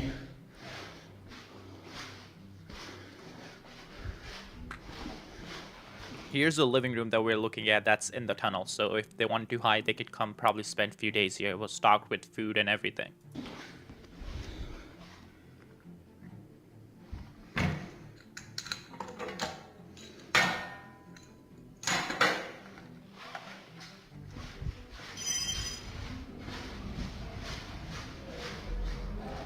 Now here we have tunnels from Bashar al-Assad's palace, the president. So let's watch this one. السلام عليكم دكتور. شوف الحرامي نحن ببيته هلا. نحن ببيته. شوف الحرامي عامل سداد. As expected, a lot more people are looting the presidential palace because I guess more eyes on it since it is the president's palace. On top of that, the interesting thing I did see someone tweet out is the smart people aren't going to loot the palaces and stuff. They're going straight to the bank and just looting gold and cash and taking it home. Someone was walking out with like a sack full of cash or gold. We couldn't tell, but it was a sack full of something from the bank. And that's something the new government will have to deal with. That's implementing order and stopping all the chaos and looting that's going on. Let's see how quickly that happens, and hopefully there's no infighting between different rebel groups that have helped overthrow the Assad government. ببيته تعالي ليك عامل سرداب ببيته. شوف هذا السرداب المخفي اللي بيوصل قصور ببعضها. الله لا يوفقهم سرقوا البلد. شوف السرداب اللي عامله ليك وحاطط هون مخرج الى المنزل ليك. ليك سرداب. شوف هذا السرداب. السرداب كامل. شوف دكتور انشره. هذا الدكتور فيصل. انشره دكتور. ليك السرداب اللي حاطه تحت الارض. ما حدا بيعرف شيء بهالبلاد هي. عايشين الكلاب. ليك الكهرباء وليك الخدمات. شوف السرداب اللي عامله. الله لا يوفقه. الله لا يوفقه لا يوفق عيلته. شوف السرداب دكتور. ليك نحن هلا ببيته تبع الماكي. ليك مكتوب مخرج الى المنزل. ليك دكتور. ليك مخرج الى المنزل. شوف هذا السرداب. ليك مخرج الى المنزل. باب رقم 4. شوف البوابات الحديد. ليك البوابه الحديد. شوف. By the way, those are metal gates, so pretty well fortified if they were to hide out in there. ليك كلها لافتات. مقسم مستودع. And here we can see bedrooms and stuff. ليك اموال الشعب السوري. Sitting room, living room, whatever we want to call it. شوف دكتور. ليك الحمامات. شوف وين كانوا عايشين. شوف عائلة الإجرام وين كانت عايشة. ليك باب بيطلع لفوق. ليك شوفوا يا جماعة البيت اللي كان عايش فيه. شوف ليك الغرف. ليك الحرامي وين كان عايش. شوف وين كان عايش. شوف وين كان عايش، شوفوا على هالمكان، شوف السرداب هذا اللي عايش فيه واللي بيوصل الامور ببعضها. شوف مخرج الى القاعه ومدخل الى الحديقه، مخرج الى الحديقه. تعال يا اخي تفضل. شوف ليك لوحات الكهرباء واللي الشعب السوري مشتهي ريحه الكهرباء. شوف وين كان عايش الحرامي اللص. شوفوا عائلته اللصوص، أقذر ما أنجبت سوريا، أقذر ما أنجبت سوريا. شوف اللافتات ليك والناس مشتهية نقطة الكهرباء. YouTube is still not a fan of a lot of topics we cover, and that means the videos get restricted and demonetized. That's why we recently launched memberships and Patreons. This way you guys can support the content we make directly if you're able to. Because we want to continue covering this type of topics even if advertisers don't like it. We like doing it and hopefully you guys like watching it. That's why Patreon and memberships give us a way to continue doing this without worrying about YouTube demonetizing our videos. So if you're interested and you're able to support us, you can do so by joining our Patreon or becoming a member on YouTube. The QR codes will be on the screen and the links in the description. Your support is greatly appreciated. Ukraine has successfully defeated Russia on one of the most heated battlefronts, and this has placed Putin in an impossible position. The consequences of this defeat have been so huge that Moscow is in a panic, with Putin trying to figure out his next move as he has just been forced to abandon one of his most critical geopolitical strongholds, Syria. Putin has had to abandon his Syrian interests and military bases and run with his tail between his legs after suffering tactical losses. This was due to Ukraine's involvement, showing that as Ukraine continues to resist Russian aggression on its own soil, its influence is also being felt on distant battlefields, reshaping the dynamics of this conflict far beyond its borders. In this video, we'll uncover the hidden connections and unexpected alliances that Ukraine has made that played a pivotal role in this dramatic tactical victory. We'll also talk about how Putin has been outsmarted and how this has led us nearer to the end of this long and bloody Russo-Ukraine conflict. Your support for our content is always very much appreciated, especially when we have Putin's bots and the algorithm heavily suppressing our reach every time we talk about something that seems unfavorable to Putin's regime. We take pride in bringing you uncensored, impartial news, and we would like to keep that up. So please keep liking and sharing our content, as that does wonders for us. To understand just how Ukraine has helped kick Russia out of Syria, we need to first dive into Russia's involvement in Syria and how the conflict in Ukraine has played a crucial role in changing the dynamics of this region. Russia's involvement in Syria began in 2015 when it started a military intervention to support President Bashar al-Assad's regime. The primary reason behind this support was to protect its strategic interest in the region. Russia aimed to maintain its influence and secure its military presence in the Middle East, particularly through its naval base in Tartus and the air base in Hemaim. Because of Russia's long-standing ties with Syria, dating back to the Soviet era, Syria and the Assad regime was Putin's Middle East stronghold. To strengthen this stronghold and build a deeper relationship, Russia's support for Assad has been multifaceted. Militarily, Russia provided air support to Syrian government forces, conducting airstrikes against opposition groups and ISIS. This aerial campaign was crucial in helping Assad regain control over significant parts of the country. Even recently, in the past few weeks of war, as the rebels pushed the soldiers back, Russia carried out a series of airstrikes in rural parts of Idlib and Hama in pursuit of terrorist hideouts. Additionally, over the years, Russia deployed special forces and military advisors to assist Syrian government troops on the ground. To make them even more effective against the rebels, Moscow supplied the Syrian army with advanced weaponry, including tanks, artillery, and missile systems, further bolstering Assad's military capabilities. It wouldn't be a stretch to say that Russia is part of the reason why the Assad regime lasted as long as it did. Beyond military support, Russia played a diplomatic role in backing Assad. It used its position in the United Nations Security Council to veto resolutions that could harm the Syrian government and worked to build alliances with other key players in the region, such as Iran. Russia also hosted peace talks aimed at resolving the Syrian conflict, though these efforts often favored Assad's position. All this serves to show just how vital Russia's role has been to the Assad regime and how busy Putin has been in the Middle East. With that at the back of our minds, let's shift our focus to the Ukrainian conflict for a second. Trust me, the Russian involvement in Syria and the Russian-Ukrainian war are more linked than you would like to think. The origins of the conflict can be traced back to 2014, when Russia annexed Crimea following Ukraine's Euromaidan protests, which led to the ousting of the pro-Russian president. This move by Russia sparked international condemnation and led to the imposition of sanctions by Western countries. The situation escalated into a full-scale war in 2022, when Russia launched a large-scale invasion of Ukraine, aiming to overthrow the Ukrainian government and bring the country back under its influence. The war in Ukraine has to this day been marked by fierce fighting, with Ukrainian forces putting up a strong resistance against the Russian military.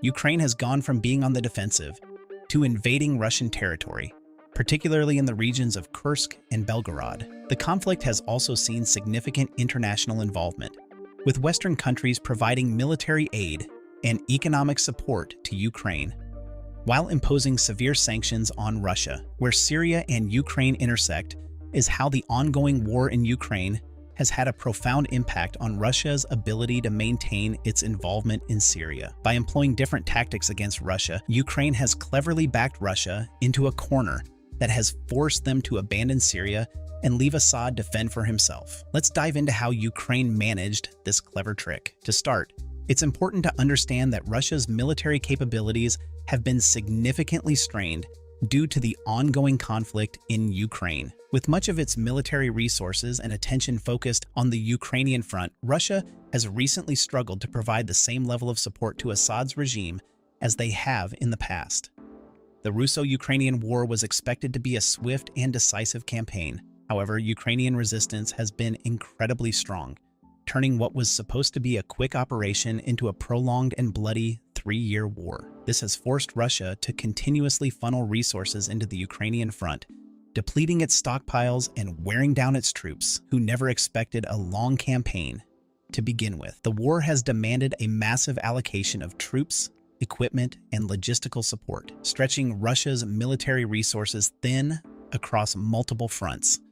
This has heavily affected its ability to maintain a strong presence in other regions, particularly in Syria, as we'll be discussing in just a minute. Logistics have been a major headache for Russia throughout the war as well. Supplying a large-scale military operation over vast distances is a complex and resource-intensive task, and Russia's supply chains have been under constant strain, struggling to keep up with the demands of the front lines. The need to transport ammunition, food, medical supplies, and equipment across long distances has stretched Russia's logistical capabilities to their limits, to the point where all the focus has been on delivering supplies to the troops fighting against Ukraine and nowhere else. These issues in Ukraine have had direct consequences for Russia's operations in Syria, as it has been forced to scale back its support for Bashar, leading to the collapse of the Assad regime. This loss of support for Syria has manifested in several ways. Firstly, the reduction in air support played a pivotal role. Russian airstrikes have been a crucial element in supporting Assad's forces against opposition groups in the past.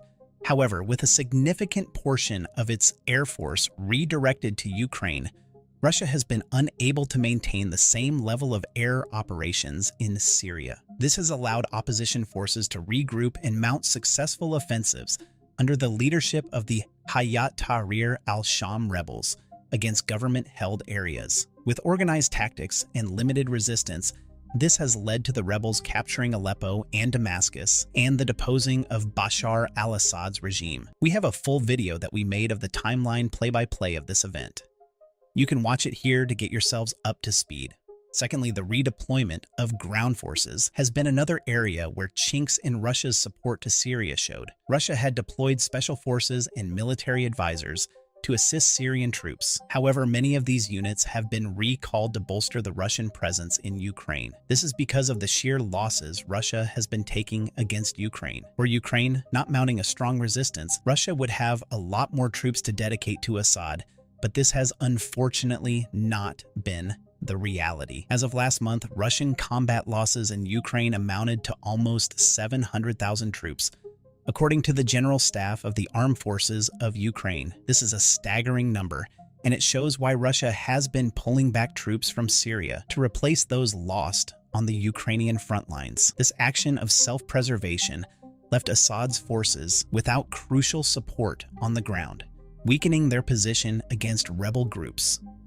For those Russian soldiers that remained in Syria, well, they have been struggling given how little support they have been getting. The impact of these logistical challenges we just discussed is evident in the shortages reported by Russian troops posted in Syria. There have been numerous accounts of soldiers lacking basic supplies, from ammunition to food, and even proper winter clothing. This not only affects their ability to fight effectively, but also has a significant impact on morale. A demoralized and undersupplied army is far less effective on the battlefield. Such a caliber of troops fighting against well-organized rebel soldiers who are seeking freedom and are highly motivated is a very bad matchup.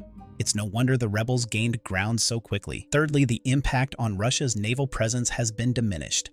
The Russian Navy has played a key role in projecting power in the Mediterranean, with its base in Tartus serving as a strategic asset. However, the demands of the war in Ukraine have required the redeployment of naval assets, reducing Russia's ability to maintain a strong maritime presence in the region. Also, since the war began, using unmanned attack drones, Ukraine has successfully shrunk Russia's Black Sea Fleet, sinking about 15 of its pre-war fleet of about 36 warships, and damaging many others. This destruction of the naval fleet has limited Putin's capacity to support operations in Syria and respond to threats. All this has just added to Russia's diminishing presence in Syria, and it hastened the collapse of the Assad regime. In addition to these military challenges, the economic strain of the war in Ukraine has further hampered Russia's ability to sustain its operations in Syria. Simply put, Russia has not had the money to fund its military operations abroad. This is because Russia's economy has been struggling under the cost of the war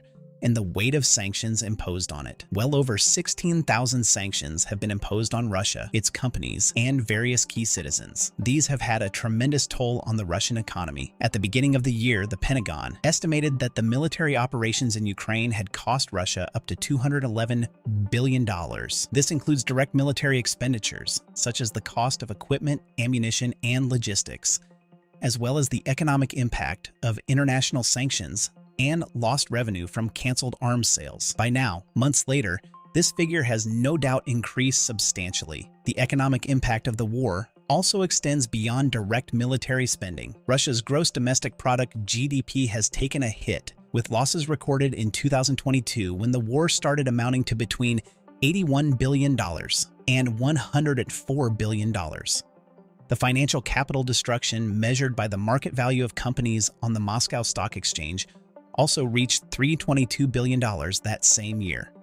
These economic challenges have put significant pressure on Russia's economy and its ability to launch and fund campaigns. The weakening of Russian support toward the Assad regime has now allowed Syrian rebel forces to gain ground, challenging Assad's regime and disrupting Russia's strategic goals in the region. It has also forced Russia to reconsider its priorities, focusing its resources on the conflict in Ukraine at the expense of its operations in Syria. By proving to be the bigger threat to Moscow, especially by bringing the fight to Russian soil, Zelensky has made Russia narrow its focus on Ukraine, abandoning Syria completely. Where military and economic support is tangible and quantifiable, there is a non-tangible component that Ukraine has robbed Russia of, and that is the loss of diplomatic support towards Syria. Since the full-scale invasion of Ukraine in 2022, Russia has been pouring a lot of its resources and diplomatic efforts into this conflict in an effort to make demands and find a resolution on its terms. This shift in focus has had significant consequences for Russia's involvement in Syria because, for years, Russia was a key ally of Bashar al-Assad and helped broker peace talks. These diplomatic efforts that Moscow made elevated it to a major player in the Syrian conflict. But now, with the Ukraine war taking center stage, Russia's focus has shifted dramatically. One clear example of this shift is Russia's reduced involvement in Syrian peace talks. In recent months, Russia has been less active in pushing for negotiations and has taken a backseat in the peace process. This is a stark contrast to the past, where Russia was a driving force behind many of the diplomatic efforts in Syria. You're probably asking why this matters. Well, the reduced Russian involvement in Syrian peace talks means that other players, like the United States and European countries, have stepped in to fill the void. This has led to a more fragmented and complex peace process, making it harder to reach a lasting solution. This has culminated in the HTS rebels and their backers taking advantage of this fragmentation and taking Syria right underneath Russia's nose, and Putin couldn't even do anything about it because he has his hands full, thanks to Ukraine. All these are ways that Ukraine has been slowly chipping away at Russian power in Syria. While all these other methods can be somewhat said to be indirect methods that Ukraine has kicked Russia out of Syria, Ukraine's alliance with rebel groups in Syria is a direct one. In fact, their involvement shows that Kiev doesn't mind getting its hands dirty in pursuit of its broader goal of freedom. Ukraine has been working with some jihadist groups in Syria in an effort to make Putin's life more difficult. Ukrainian military advisors actually played a crucial role in preparing Syrian rebels to fight against the Assad regime. These advisors shared their expertise in various combat tactics and strategies that had proven effective in their own conflict with Russian forces. This meant exposing Russian weaknesses and cracks in their fighting style, a strategy that bore fruit. One of the key areas of training was even drone warfare. Ukrainian advisors introduced Syrian rebels to the use of drones, particularly first-person view drones, also known as kamikaze drones. Ukraine sent 150 first-person view drones and 20 drone operators to the HTS rebels. These drones allowed the rebels to carry out precision strikes against Assad's forces, targeting key infrastructure and military positions with remarkable accuracy. This played a huge role in the HTS's ability to capture the capital and depose Assad in a lightning-fast 9 days. The training extended beyond just operating these drones. Ukrainian forces taught rebels how to manufacture and repair them, ensuring that they could sustain their drone capabilities even under challenging conditions. This knowledge proved to be a game-changer on the battlefield, giving the rebels a technological edge over Assad's weakened troops. The ability to deploy drones effectively increased the rebels' operational reach and effectiveness, enabling them to hit targets that were previously out of reach in past clashes. This gave them an advantage that they lacked all these years and helped them make short work of the weak Russian allied resistance. This wasn't all it did, though, as Ukraine's support went beyond just training. They provided substantial amounts of ammunition to the Syrian rebels. This included small arms, heavy weaponry, and specialized equipment. The steady flow of ammunition was crucial in sustaining the rebels' efforts and allowed them to mount successful offensives against Assad's regime. The quantities of ammunition supplied were significant as well. We're talking about enough arms to equip entire battalions, allowing the rebels to hold their ground and push back against Assad's forces. This influx of arms also meant that the rebels could engage in prolonged battles without the constant fear of running out of supplies. It provided them with the confidence and firepower needed to take on a well-equipped government army. But the impact of this support wasn't just about the physical resources. It also had a psychological effect. Knowing that they had the backing of a nation experienced in fighting against Russian tactics boosted the morale of the Syrian rebels. This psychological advantage cannot be underestimated. It gave them the belief that they could succeed, that they were not alone in their fight, and that victory was within reach. Ukraine became that anchor for the resistance. Having the rebels fight hard allowed Ukraine several advantages. On one hand, if Russia fought on both the Ukrainian and Syrian fronts, then that split of resources would render them weakened on both battlegrounds. On the other hand, because of the vicious fighting in Ukraine, Zelensky knew that Putin would be unable to ease up, meaning he had to abandon Syria and lose a strong and essential geopolitical peace, further weakening him. Given that Assad has since fled the country for Moscow, it is safe to say that Zelensky's plan worked. The fall of Assad's regime has jeopardized Russia's military installations in the country, making it difficult for Moscow to maintain its strategic foothold in the Middle East. We'll dive into this in just a moment. First, Let's keep talking about other ways that Ukraine helped rid Syria of Russian influence. Recently, we crossed 1 million subscribers. Ever since then, we have been flooded with emails asking us questions and advice about growing a channel on YouTube. Even though we try our best to reply to every single email, sometimes these take up too much time, or they ask the same question we have answered before. That's why we have decided to put all our YouTube advice into one email bootcamp for completely free. So if you are someone interested in starting your own YouTube channel, you can get our email bootcamp by clicking the link in the description or scanning the QR code on the screen. Now back to the video. Another domino that fell due to Ukraine was Russia's PMCs. PMC stands for private military companies, and these are for-profit organizations that provide military services, including combat and security. One of the most infamous private military companies is the Wagner Group, a Russian private military company. The Wagner Group has been heavily involved in supporting Assad's regime during the Syrian civil war, providing a variety of services that have been crucial to Assad's survival. Wagner's involvement in Syria over the years has been multifaceted. They have provided combat support, with Wagner operatives participating in numerous battles alongside Syrian government forces. Their expertise in guerrilla warfare and urban combat has been invaluable in helping Assad regain control over key areas over the years. But their role doesn't stop there. Wagner has also offered logistical support, helping to secure supply lines and ensure that Syrian forces are well-equipped and ready for battle. Additionally, they have trained local forces, improving the overall effectiveness of Assad's military. However, the situation has changed significantly since the conflict in Ukraine escalated. Russia's involvement in Ukraine has stretched its resources thin, and this has had a direct impact on the support that Wagner and other private military companies can provide in Syria. Many of these companies have been redeployed to Ukraine, where their expertise is desperately needed. There have been specific cases where private military contractors were pulled from Syria to support operations in Ukraine. For instance, a significant number of Wagner personnel were moved from Syria to bolster Russian efforts in the Donbass region. This redeployment has weakened Russia's influence in Syria and has had a direct impact on Assad's regime. With fewer experienced fighters and logistical experts on the ground, Assad's forces have found it increasingly difficult to maintain control and repel opposition attacks. But the story doesn't end there. The death of Yevgeny Prigozhin, the leader of the Wagner Group, in August 2023 has further complicated matters. Prigozhin's death has left a power vacuum within the group, leading to internal conflicts and a decrease in operational effectiveness. To make a bad situation worse, it is speculated that Prigozhin was assassinated due to his disputes with Putin, stemming from the war in Ukraine. All this has just been weakening Russia from the inside, further weakening its ability to function on a united front. With all this talk of a weakening Syria, where has this left us? Well, it's left us with a collapsed regime.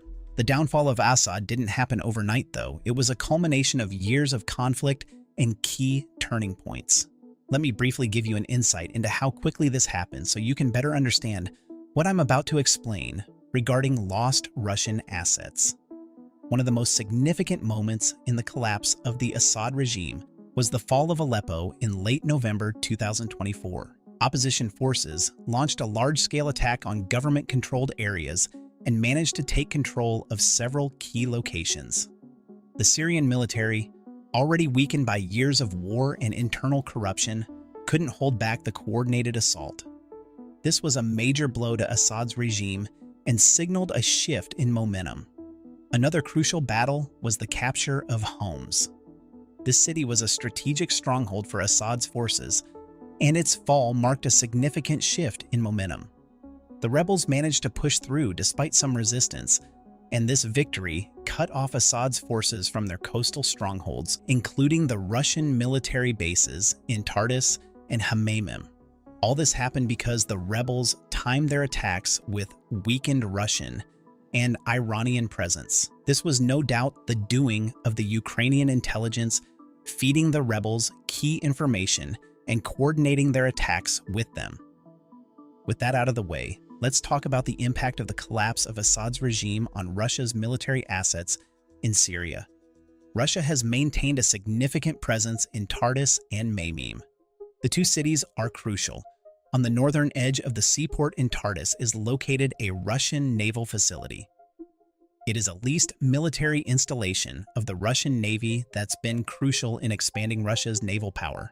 On the other end, Maymim contains a Syrian airbase currently operated by Russia, located southeast of the city of Latakia in Maymim, Syria.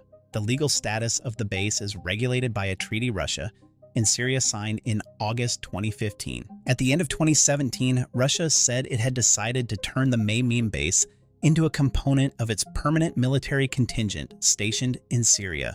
This base is now a major Russian military installation used for air operations across Syria. It is one of Russia's most important international outposts and is said to be the airfield through which Assad left the country when he escaped to Moscow. However, with Assad's fall, Russia's position has become more insecure. Maintaining control over these installations is now a major challenge. The security threats have increased, with reports of attacks on Russian personnel and assets. Rebel groups and other militant factions have targeted these installations, posing a significant risk to Russian forces. The situation in Tartus has become particularly tense. The facility is a key logistical hub for Russian operations in the Mediterranean, and its security is of paramount importance. However, rebel advances in the region have increased the risks to this base, with reports of skirmishes and attacks on supply lines. Similarly, the Maymim airbase has faced its own set of challenges. With the fall of Assad, the proximity of rebel-held areas has increased the frequency of attacks on the base. These incidents have included mortar attacks and drone strikes, which have damaged infrastructure and threatened personnel. Things have gotten so bad that satellite images appeared to show Russian forces packing up and dismantling military equipment at Maymim. Videos have shown French Salafi jihadists celebrating and taunting the Russian army as Russian soldiers have started to escape toward Turkey from the airbase.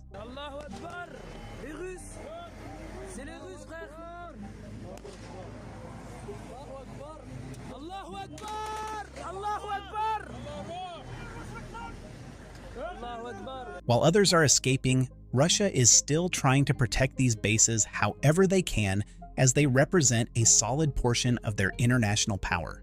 The pressure on these military assets has forced Russia to divert resources to protect its installations, further stretching its capabilities. The need to secure Tartus and Maymim has compounded the strain on Russian forces, already engaged on multiple fronts due to the conflict in Ukraine. So, what does this mean for the future of Syria and the region? The fall of Assad has created a power vacuum, and various groups are now vying for control. Russia, however, instead of the major role it played, is looking more and more likely to come out as a loser by the end of all this, all thanks to Ukraine's meddling.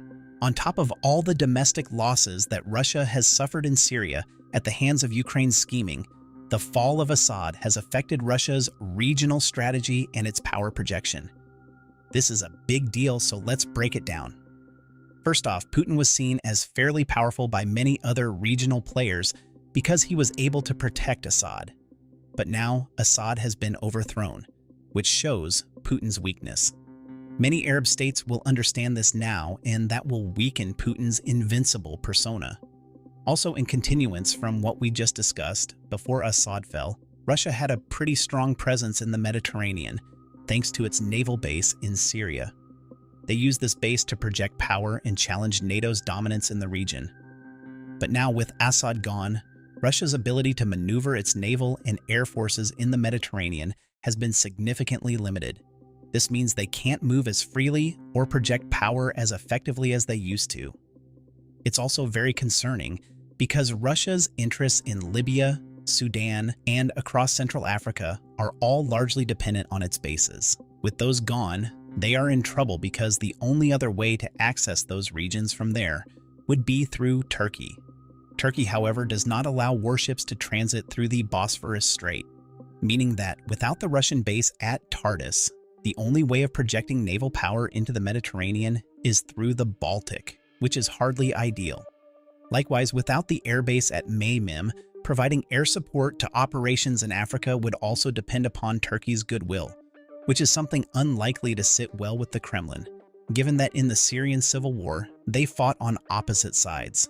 It's no wonder then that other players have become a bit more vocal and emboldened as Russia has grown less influential. Turkey, for one, has been quite vocal about its opposition to Assad. With Assad gone, Turkey sees an opportunity to increase its influence in Syria and the broader region free of Russian intervention.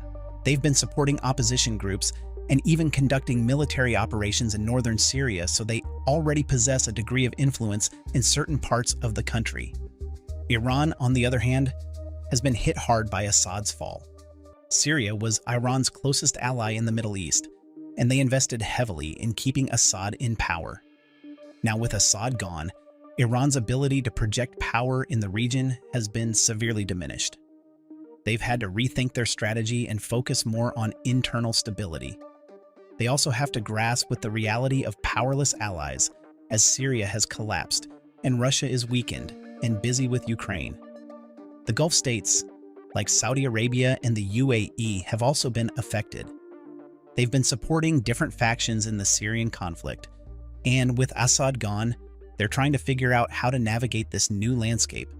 Diplomatically, they've been pushing for a more inclusive government in Syria and trying to rebuild their relationships with the new regime. So in a nutshell, what does all this mean for Russia in the broader geopolitical space? Well, it's a big blow to their regional strategy. They've lost a key ally, and their ability to project power in the Mediterranean has been limited. This has forced them to rethink their approach and focus more on other areas like Africa and Central Asia, which will be hard to do without Turkey's blessing. It's a tough situation. With Assad's regime having fallen, Russia finds itself in a tricky situation. Their military bases in Tartus and Maymim are vital for their regional strategy, as we just discussed, but the changing political landscape has put these installations at risk. To secure these bases, Russia has had to engage in some serious diplomatic efforts. Firstly, Russia has been reaching out to key regional actors to ensure the safety of their military installations. Russian Deputy Foreign Minister Mikhail Bogdanov has confirmed that talks have begun over these bases with the new Syrian transitional government. Russia is working to establish agreements that would guarantee the continued operation and security of their bases. These negotiations have been delicate, as the new government wants to assert its own sovereignty while also recognizing the strategic importance of Russian support. Beyond Syria, Russia has also been engaging with other influential players in the region. For example, they've been in talks with Turkey. Turkey's influence in northern Syria and its military presence there makes it a critical player in this situation. Russia has been negotiating to ensure that Turkish operations do not threaten their bases in Tartus and Maymim. This has involved high-level diplomatic discussions and some compromises to maintain a fragile balance of power. Iran is another key player that Russia has been extending its diplomatic branch to. While Iran has also lost a strong ally with Assad's fall, it shares a common interest with Russia in maintaining a strategic foothold in Syria. Russia has been coordinating with Iran to align its efforts and provide mutual support for their respective military assets in the country. Not to be left out, Russia has been engaging diplomatically with Saudi Arabia and the UAE as well to ensure that their actions do not jeopardize Russian military interests. This involves leveraging economic ties and offering reassurances about Russia's long-term commitment to regional stability. So, to emphasize the theme we've been carrying throughout the video, the question is, how does Ukraine fit into all of this? Well, the ongoing conflict in Ukraine has indirectly led to this situation.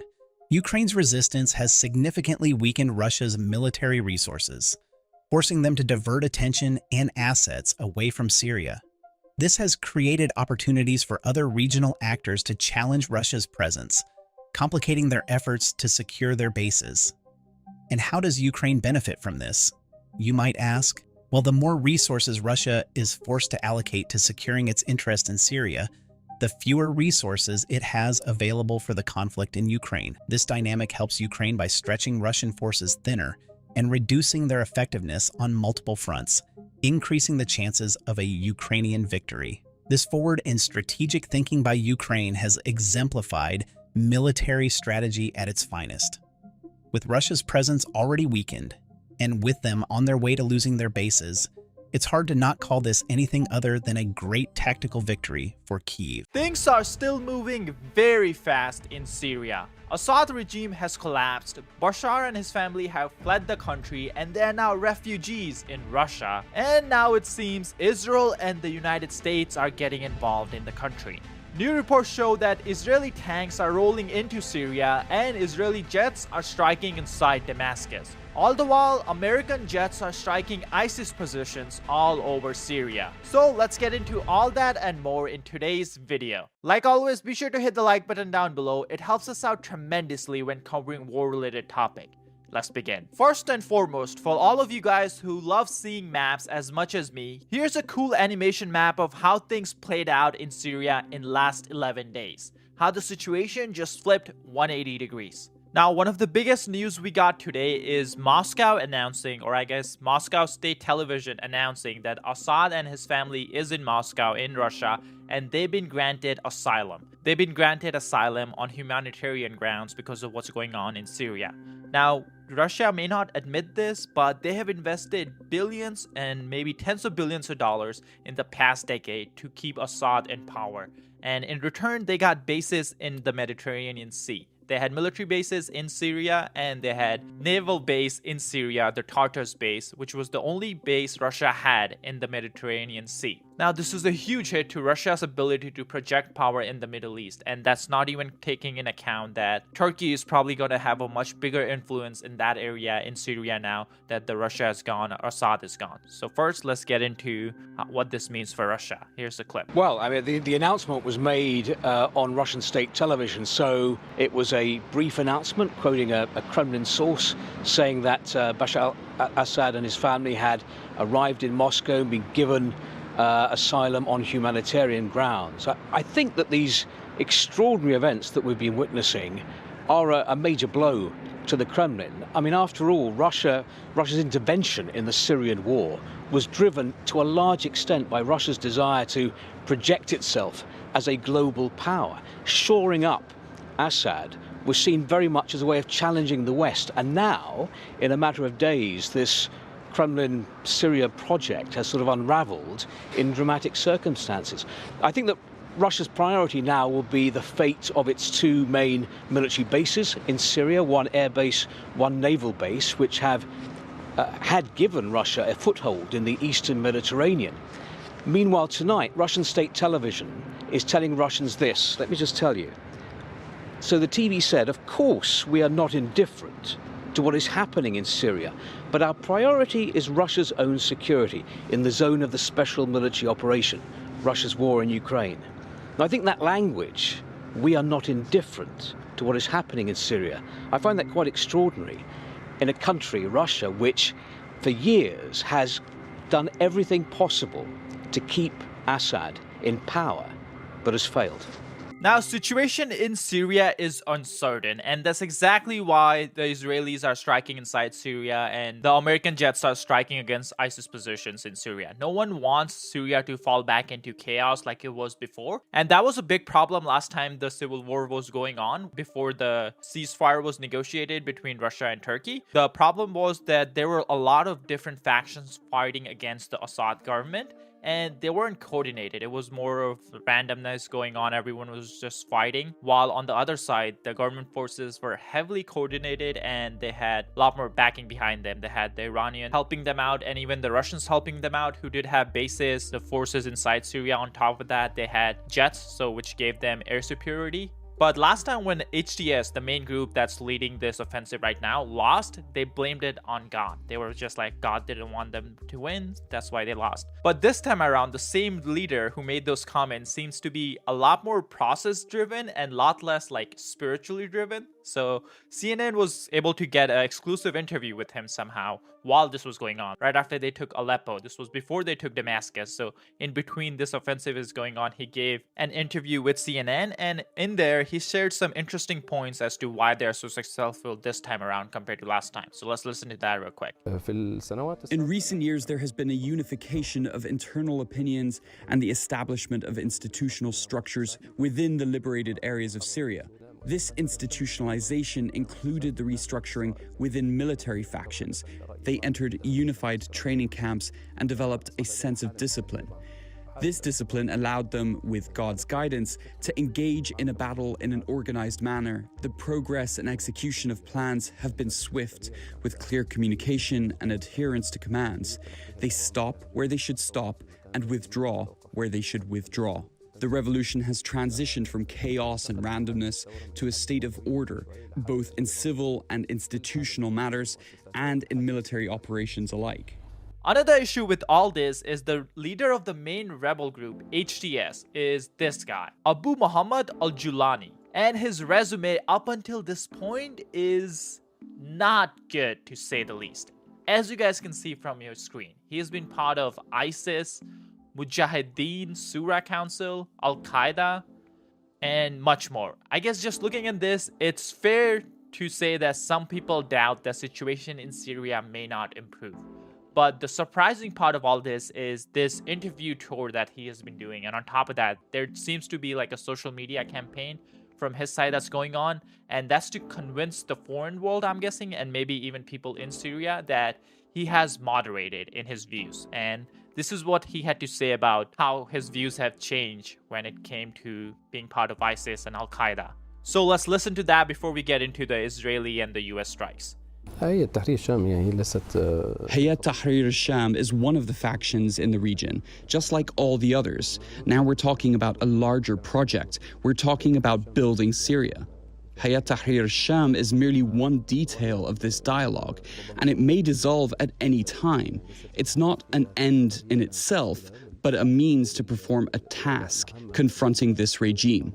Once that task is complete, it will transition to a state of governance, institutions, and so on. I believe that everyone in life goes through phases and experiences, and these experiences naturally increase a person's awareness. A person in their 20s will have a different personality than someone in their 30s or 40s, and certainly someone in their 50s. So are those days behind you? Sometimes it's essential to adjust to reality, and because someone who rigidly clings to certain ideas and principles without flexibility cannot effectively lead societies or navigate complex conflicts like the one happening in Syria. Moving on from that, we had reports that Israeli forces and Israeli tanks were moving into Syria, the southern border near the Golan Heights. And on top of that, we had Israeli strikes inside Damascus, as far as 75 strikes taking out intelligence headquarters and several military buildings, and even Russian jets and Russian fighter jets and Russian bases that Israeli strikes destroyed. Now, the big reason this is happening is because Israeli Prime Minister Benjamin Netanyahu said that he feels uncertain and unsafe that the things that are happening in Syria could lead to a dangerous situation for Israel. As you guys probably already know, that Syria was being used as a weapons route to Lebanon. Iran was using Syria to hide their weapons in there, and whenever Hezbollah needed them in Lebanon, they would go through Syria to Lebanon so Hezbollah can use them against Israel. And that's why earlier this year we did see Israel target bases and target ammunition depot inside Syria multiple times. And now that the situation is uncertain, we've been seeing more movement from the Syrian army. Here's a little bit more details on that. We've seen a very quick response too from the Israeli government and the Prime Minister Benjamin Netanyahu. He's made a trip to the occupied Golan Heights, an area that is disputed territory that Israel has been occupying for many years, along with his IDF chief. And he's been talking about what he sees as a potential threat now that Bashar al-Assad's regime has been toppled. He is certainly saying Israel is happy to see the back of Bashar al-Assad, but he is saying that there could be a level of chaos which ensues in Syria as different groups try to lobby for influence and for interest, and that could pose a security threat to Israel. What we have seen from the IDF is a decision to push into Syria's territory, into this area that's often referred to as the buffer zone, somewhere that an area of land in between Syria and the Israeli-occupied Golan Heights, or on the Syrian side of that border, with the IDF taking control of a number of positions in that area. As you guys just heard, Prime Minister Netanyahu did visit the Golan Heights, and over there he released a video statement explaining the Israeli positions on everything that went down in Syria. So let's listen to that. This is a historic day for the Middle East. The collapse of the Assad regime, the tyranny in Damascus, offers great opportunity, but also is fraught with significant dangers. This collapse is a direct result of our forceful action against Hezbollah and Iran, Assad's main supporters. It set off a chain reaction of all those who want to free themselves from this tyranny and its oppression. But it also means we have to take action against possible threats. One of them is the collapse of the Separation of Forces Agreement from 1974 between Israel and Syria. This agreement held for 50 years. Last night it collapsed. The Syrian army abandoned its positions. We gave the Israeli army the order to take over these positions to ensure that no hostile force embeds itself right next to the border of Israel. This is a temporary defensive position until a suitable arrangement is found. Equally, we send a hand of peace to all those beyond our border in Syria, to the Druze, to the Kurds, to the Christians, and to the Muslims who want to live in peace with Israel. We're going to follow events very carefully. If we can establish neighborly relations and a peaceful relations with the new forces emerging in Syria, that's our desire. But if we do not, we'll do whatever it takes to defend the state of Israel and the border of Israel. Now, lastly, we did have a statement from President Biden. It is a bit of a long statement, so I'll put it at the end. But before that, US military did carry out dozens of precision airstrikes targeting known ISIS camps and operatives in central Syria. This was from the US CENTCOM, and the message reads exactly: the operation struck 75 targets using multiple US Air Force assets, including B-52s, F-15s, and A-10s. Battle damage assessments are underway, and there are no indications of civilian casualties. CENTCOM, together with allies and partners in the region, will continue to carry out operations to degrade ISIS operational capability even during this dynamic period in Syria. Now, another interesting situation that the US Army may face in Syria, since everything is going down, is US Army does operate a prison camp of ISIS soldiers in the Kurds-controlled area of Syria. We have around 900 US Army personnel in that area in Syria, which is in northeast. Now, I'm sure US would not want these ISIS fighters to get out, regroup, and restart the groups, that causing chaos in Syria, especially during this delicate time. And that's why we did have a warning from the US CENTCOM, and the warning reads: there should be no doubt that we will not allow ISIS to reconstitute and take advantage of the current situation in Syria. All organizations in Syria should know that we will hold them accountable if they partner with or support ISIS in any way. On top of that, we still have to see how President Trump reacts to this whole situation in Syria once he takes in office. Now, we did see President Trump put out a tweet on what's going on in Syria. He also mentions Russia, that his first job will be to bring peace in Russia. A lot of lives have been lost. But on top of that, he did say that what's happening in Syria is a good thing. It's unprecedented, but it's not a fight. It's not an American fight, so US should not get involved. Now, another thing to point out was it was President Trump who pulled US forces out of Syria back in 2016 when he was president. And this time around, we do have a very small presence in Syria, as I just mentioned earlier. So let's see what happens. Now, at the end here, we have Biden's full statement. It's also a moment of risk and uncertainty. As we all turn to the question of what comes next, the United States will work with our partners and the stakeholders in Syria to help them seize an opportunity to manage the risks. You know, for years, the main backers of Assad have been Iran, Hezbollah, and Russia. But over the last week, their support collapsed, all three of them, because all three of them are far weaker today than they were when I took office. And let's remember why. After Hamas attacked Israel on October the 7th, 2023, When much of the world responded with horror, Iran and its proxies chose to launch a multi-front war against Israel. That was a historic mistake on Iran's part. Today, Iran's main territorial proxy, Hezbollah, is also on its back. Only 12 days ago, I spoke from the Rose Garden about the ceasefire deal in Lebanon, a deal that was only possible because Hezbollah has been badly degraded. Meanwhile, Hamas has been badly degraded as well. Iran's own military capabilities have been weakened. Iran tried 2 times to attack Israel, and the United States and build a coalition of countries to directly defend Israel and help defeat those attacks. All this made possible for Iran and Hezbollah to continue to prop up, impossible, I should say, for them to prop up the Assad regime. Additionally, Russia's support for Assad also failed. And that's because Ukraine, backed by our American allies, has put up a wall of resistance against the invading Russian forces, inflicting massive damage on the Russian forces. And that has left Russia unable to protect its main ally in the Middle East. Excuse my cold. The upshot for all this is, for the first time ever, neither Russia, nor Iran, nor Hezbollah could defend this abhorrent regime in Syria. And this is a direct result of the blows that Ukraine, Israel, have delivered upon their own self-defense with unflagging support of the United States. You know, over the past 4 years, my administration pursued a clear and principled policy towards Syria.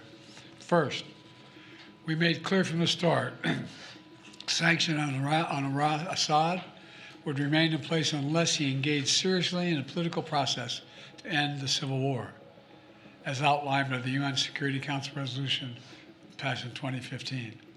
But Assad refused, so we carried out a comprehensive sanction program against him and all those responsible for atrocities against the Syrian people. Second, we maintained our military presence in Syria, our counter-ISIS, to counter the support of local partners as well on the ground, their partners, never ceding an inch of territory, taking out leaders of ISIS, ensuring that ISIS can never establish a safe haven there again. Third, we've supported Israel's freedom of action against Iranian networks in Syria and against actors aligned with Iran who transported lethal aid to Lebanon. And when necessary, ordered the use of military force against Iranian networks to protect U.S. forces. Our approach has shifted the balance of power in the Middle East. Through this combination of support for our partners, sanctions, diplomacy, and targeted military force when necessary, we now see new opportunities opening up for the people of Syria and for the entire region. Looking ahead, the United States will do the following.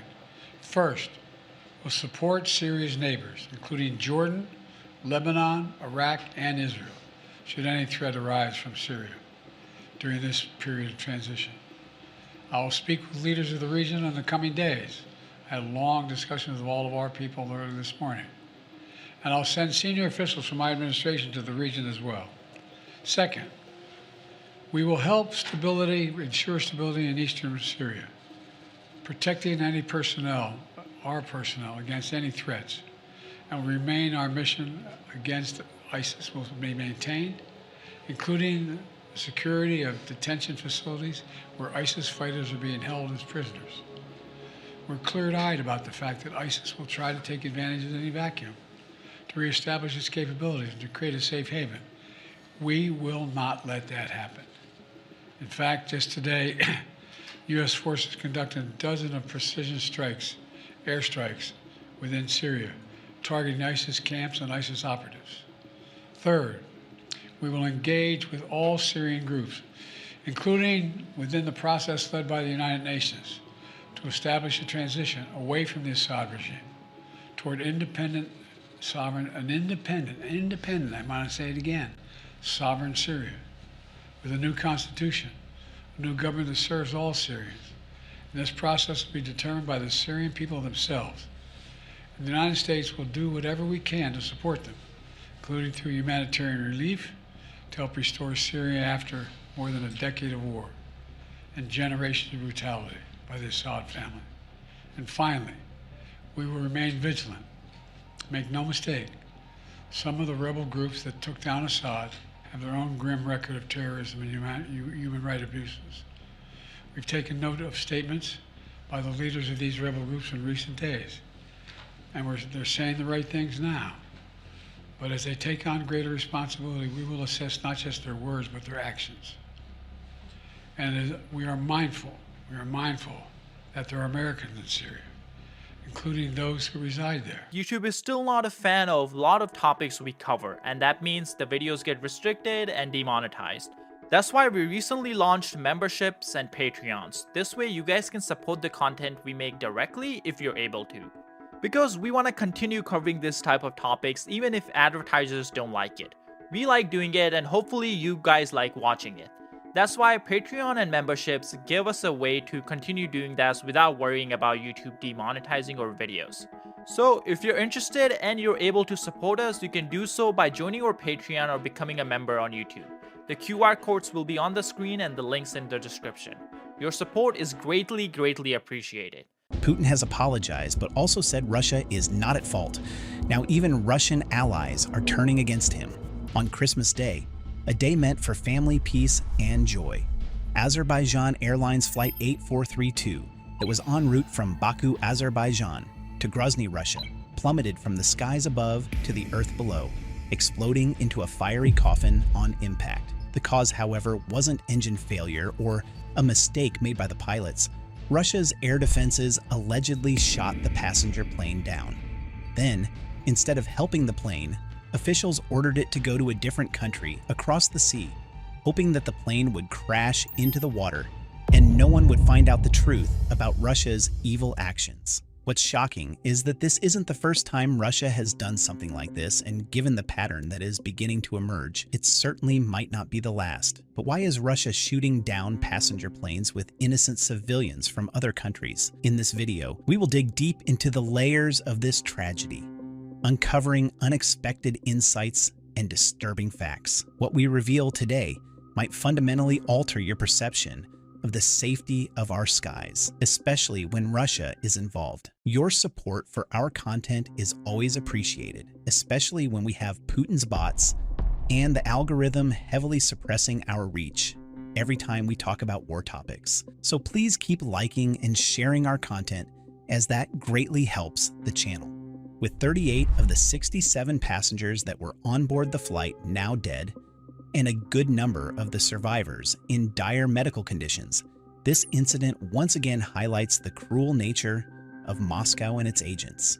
Cell phone footage circulating online, like the one we showed at the start of the video, showed the aircraft plummeting to the ground and exploding in a fireball. Naturally, rescuers rushed to the scene, transporting the injured to nearby hospitals as survivors recounted the chaos and terror they experienced during those final moments. Sobhankul Rakimov, one of the passengers, told a reporter from a hospital that after the bang, "I thought the plane was going to fall apart. It was obvious that the plane had been damaged in some way. It was as if it was drunk. Not the same plane anymore." He said he had begun to recite prayers and prepare for the end after hearing the bang. Little did he know that they were under fire. He also mentioned that there appeared to be a problem with the oxygen levels in the cabin after the bang. Unfortunately, even for the few, like him, who survived, the fallout effects from this tragic incident will persist. As the investigation unfolds, a dark truth has started to emerge. When the reports initially came out, Russia's Civil Aviation Authority, Rosaviatsia, suggested that the pilots diverted to Aktau after a bird strike led to an emergency on board. However, this has quickly been dismissed as a lie, as more facts have been coming to light. The plane's wreckage shows holes in the plane's tail section, and on the ground, shrapnel fragments have been found in the fuselage, indicating that there is more to the story than Russia would have us believe. Just take a look at this.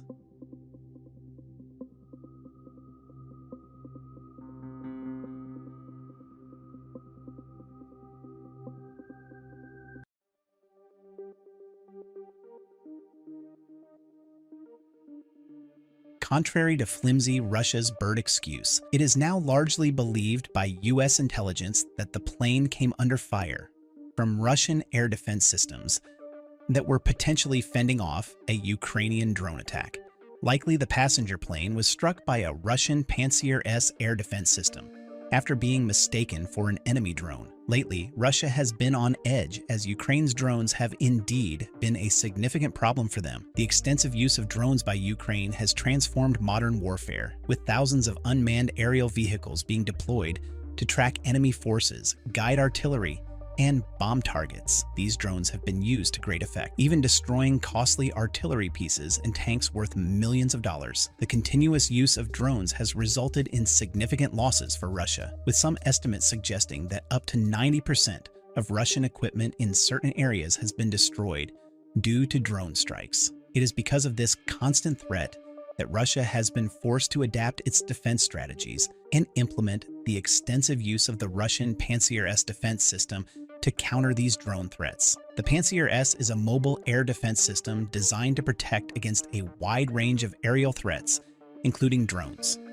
Its deployment has been accelerated to meet the increasing demand for effective countermeasures against the Ukrainian drone attacks. The system's ability to intercept complex, low radar signature targets and high-precision projectiles makes it a crucial component of Russia's layered air defense network. Unfortunately, it seems that in this instance it resulted in the loss of civilian life. Reports now being uncovered state that during the plane's approach to Aktau, it encountered significant GPS interference, which is often a sign of electronic warfare measures. This interference, combined with the heightened alert status of Russian air defenses due to ongoing drone attacks, likely contributed to the tragic mistake. Investigators have gathered crucial data from the black box, which records flight data and cockpit conversations. This information is vital in understanding what happened during the flight's final moments. Additionally, satellite imagery has provided a broader view of the incident, capturing the plane's trajectory and any potential external factors that may have contributed to the crash. Radar tracking data has also been analyzed to trace the plane's path and identify any anomalies or sudden changes in altitude and direction. It is here that shocking results have emerged. From what has been discovered after facing an emergency situation, which we now know as the shootings from Russia's defenses, the plane was denied landing permission 3 times by the Russians. This was despite the fact that on top of the designated airport, there were other Russian airports like Beslan Airport and Magas Airport that were much closer in range, further adding to the cruelty on display. Instead, the plane was advised to land at an airport that required them to fly hundreds of miles across the Caspian Sea in a dire situation. It is heavily speculated that after shooting at the passenger plane, the Russians hoped that it would sink into the Caspian Sea to hide evidence of their gross misdeed. The Dutch Safety Board and the Joint Investigation Team have been leading the investigation, working closely with other international bodies to piece together the evidence and determine the cause of the crash. However, as they do this, Matthew Borey, Chief Intelligence Officer at the aviation security firm Osprey Flight Solutions, said in a statement, "Subsequent reporting and contextual information, including the follow-on video examination of the wreckage and circumstances surrounding the airspace security environment in southwest Russia, leads Osprey to assess that the flight was likely shot down by a Russian air defense system." Naturally, the Kremlin has disputed these claims heavily. President Vladimir Putin's spokesperson, Dmitry Peskov, said the investigation into the cause of the crash was underway. In a statement, he said, "It would be incorrect to make any hypotheses before the investigation comes to conclusions, and we definitely cannot do it, and no one should do it." Kanat Bozembayev, the Kazakh deputy prime minister, also cautioned against assigning a cause while the investigation is in its preliminary stage. The police and the prosecutor's office are conducting forensic examinations. Therefore, at this point, it is premature to talk about anything. This is pure hype. However, the evidence is already proving quite substantial, and it all points the finger at Russia. What makes this worse is that this is not the first time or second time in history that such an unspeakable disaster has occurred at the hands of the Russians. Starting with the most recent, back in July 2014, a tragedy befell Malaysia Airlines Flight MH17. The passenger Boeing 777-200ER, en route from Amsterdam to Kuala Lumpur, was shot down by a Russian-made Buk surface-to-air missile launched from territory controlled by the separatists. All 298 people on board, including 283 passengers and 15 crew members, lost their lives in the tragedy. Investigations conducted by the Dutch Safety Board and the Dutch-led Joint Investigation Team, the same team handling the current crisis, revealed that the missile was transported from Russia to the separatist-controlled area on the day of the crash. The Joint Investigation Team concluded that the missile was fired from a field in rebel-held territory, and that the launch system was returned to Russia afterward. The findings were consistent with earlier claims by American and German intelligence sources, as well as the Ukrainian government. The Dutch government and Australia held Russia responsible for the deployment of the missile system and began pursuing legal remedies in May 2018. Despite what seemed to be irrefutable evidence, the Russian government has consistently denied any involvement in the downing of MH17, attributing the incident to technical failures or actions by other parties. Their denials and counter-narratives have created a complex web of claims and counterclaims that muddy the waters of international discourse. Now, 10 years later, we are in the same situation, with Russia denying what seems to be irrefutable evidence as well. This pattern of civilian aircraft becoming unintended targets in broader geopolitical conflicts involving Russia highlights the recklessness of Putin. As if that one incident wasn't enough, another incident involving Korean Airlines, Flight 007, took place in the 80s. This tragic incident occurred on September 1st, 1983, during the height of the Cold War. The flight, a Boeing 747-230B, was on a routine journey from New York City to Seoul, with a stopover in Anchorage, Alaska. However, things took a devastating turn when a navigational error caused the aircraft to stray from its intended flight path. Instead of following its course, the plane inadvertently entered Soviet airspace over Sakhalin Island, a highly sensitive area at the time due to ongoing Cold War tensions. The Soviet air defense forces, on high alert and mistaking the civilian airliner for a U.S. spy plane, acted quickly. They deployed fighter jets to intercept the aircraft and, under the assumption that it posed a significant threat, launched air-to-air missiles.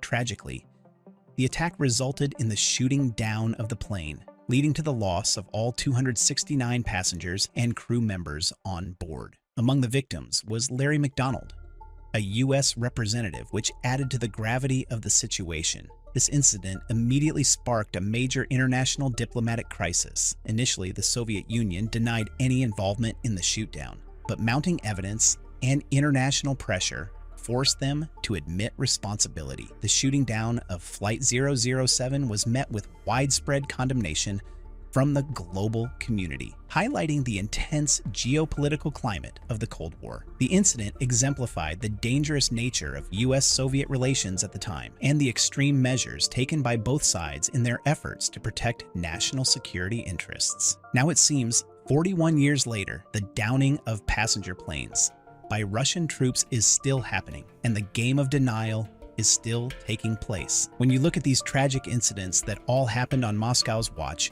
you start to draw parallels between the shooting down of Korean Airlines Flight 007, Malaysia Airlines Flight MH17, and the recent Azerbaijan Airlines incident. To begin with, all three incidents involved civilian aircraft being shot down by military forces, leading to significant loss of life and international outrage.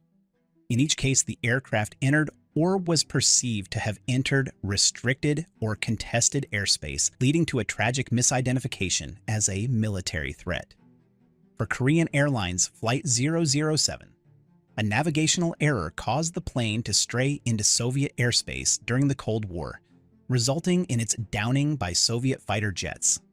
Similarly, Malaysia Airlines' Flight MH17 was shot down over eastern Ukraine, a conflict zone, by a surface-to-air missile believed to be launched by pro-Russian separatists. The Azerbaijan Airlines incident, if confirmed to be caused by Russian air defenses, follows this pattern of misidentification and tragic consequences. The geopolitical context in each case also played a significant role. The Cold War tensions between the United States and the Soviet Union were at their peak during the Korean Airlines Flight 007 incident, leading to heightened military alertness and a swift, fatal response. The downing of Malaysia Airlines Flight MH17 occurred amidst the ongoing conflict in Ukraine, with Russia and Ukraine at odds, and the international community deeply divided. This recent Azerbaijan Airlines incident also reflects the current geopolitical tensions involving Russia, its neighbors, and the broader international community. It seems these passenger plane shootings tend to happen when Russia is at odds with the world, highlighting a dangerous pattern. Looking at it technologically as well, you see that all three incidents highlight the challenges faced by military air defense systems in distinguishing between civilian and military aircraft. Despite advancements in radar and identification systems, the risk of misidentification remains, especially in high-stress environments. The tragic outcomes underscore the need for continued improvements in technology and protocols to prevent such incidents. We'll look at this more closely when discussing the Russian Panzer S air defense system later in the video. Lastly, legally and ethically, each incident raises questions about using force and protecting civilian lives. International law mandates the safety of civilian aircraft, and any military action resulting in the downing of a civilian plane is a severe violation, something Moscow seems all too familiar with. We'll dive more into the maze-like details of this in a few minutes. The Russian government has consistently denied any involvement in the downing of civilian planes throughout all these incidents. They often attribute such incidents to technical failures, pilot errors, or actions by other parties, in this case, birds. When you look at these unrepentant actions, one thing seems to be painfully clear, and that is these mistakes are far too many, and they are happening far too often. In all likelihood, this was likely no mistake at all, but instead a calculated move. Other countries are starting to wise up to this as well, as they can smell something very fishy from Russia's actions. Due to this incident, many nations are already putting international air travel regulations and security measures in place to protect their citizens. In a social media post, Azerbaijan Airlines said it was suspending flights to 7 Russian cities in response to the crash for security reasons. It had already halted flights to Grozny and Makhachkala in neighboring Dagestan, but has now added the cities of Sochi, Volgograd, Ufa, Samara, and Mineralnye Vody. Israel's flagship airline, El Al, has meanwhile suspended all flights to Moscow, citing developments in Russian airspace. Other countries are quickly following suit in a bid to protect their own citizens. With the truth in the open, let's come back and zoom in on Flight 8432, focusing on Russia's potential motives for such a heinous act. To understand Russia's twisted actions, we need to establish context by looking at the geopolitical conflicts in which Russia finds itself. Over the past decade, tensions between Russia and Western countries have been escalating. This strained relationship stems from various factors. Russia's annexation of Crimea in 2014 and its ongoing military presence in eastern Ukraine have been significant sources of conflict.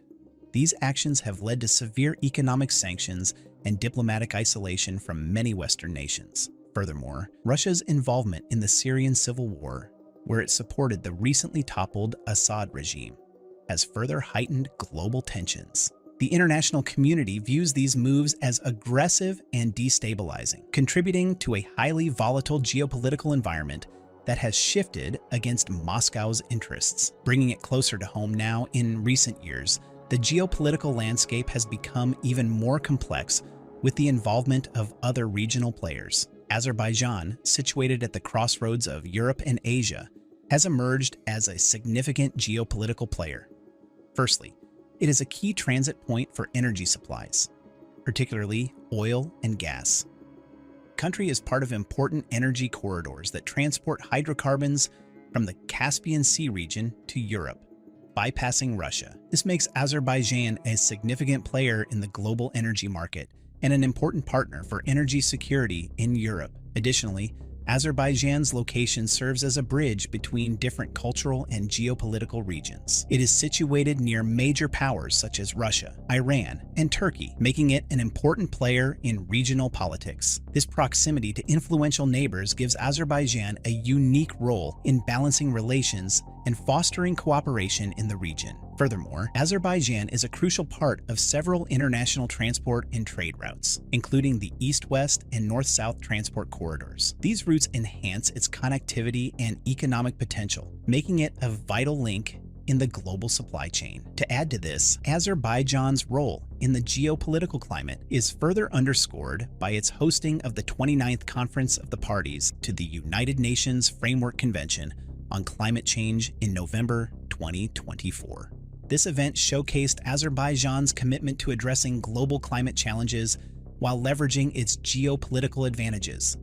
By promoting renewable energy sources and advocating for stronger commitments to green projects, Azerbaijan has positioned itself as a bridge between Europe, Central Asia, and the Middle East, facilitating dialogue and cooperation on climate and energy issues.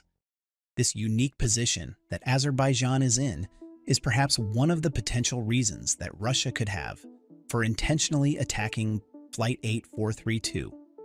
Azerbaijan has been strengthening its ties with Western countries and NATO, which is definitely something that Russia perceives as a threat. After all, that is part of what got Ukraine invaded in the first place. Historically, Azerbaijan, like Ukraine, was part of the Soviet Union, and after its dissolution, the two countries established diplomatic relations in 1992. They have cooperated in various fields, including energy, trade, and security. However, there have been tensions, particularly over the Nagorno-Karabakh conflict, where Azerbaijan fought against Armenian separatists, with Russia playing a mediating role. Because Putin dreams of one day restoring the Soviet Union, Azerbaijan's ties to the West complicate that process for him. By targeting an Azerbaijani plane, he could be sending a warning message to deter Azerbaijan from aligning too closely with the West. Another potential motivation could be related to the ongoing conflict with Ukraine. The conflict between Russia and Ukraine has been ongoing since 2014, following Russia's annexation of Crimea and the outbreak of war in eastern Ukraine. The conflict has led to significant geopolitical tensions, with Western countries imposing sanctions on Russia and providing support to Ukraine. As of now, 45 countries have provided aid to Ukraine. This aid includes military, humanitarian, and financial support, coordinated through various international efforts. Azerbaijan in particular has continued to support Ukraine since the start of the 2022 war. The support has been primarily humanitarian, focusing on the rehabilitation of Ukrainian children affected by the conflict. Throughout this program, more than 180 Ukrainian children have received socio-psychological rehabilitation services in Azerbaijan. Additionally, Azerbaijan has supported Ukraine in the energy sector and the restoration of educational institutions. Due to this, Russia might have suspected that the plane was being used for espionage or transporting military supplies in secret. In such a high-stakes environment, misidentifications and preemptive strikes can occur, especially if there is a belief that the aircraft poses a threat.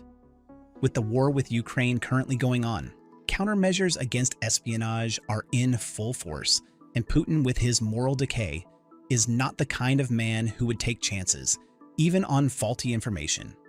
Additionally, internal political dynamics within Russia could play a role. In the past few years, Putin's power has been weakening, and this is perhaps the least influential he has ever been in years. Demonstrating military strength and decisiveness can be a way for the Russian government to consolidate power and rally domestic support. By taking aggressive actions, like the shooting down of an enemy plane, the government might aim to project an image of control and dominance, both to its citizens and to the international community.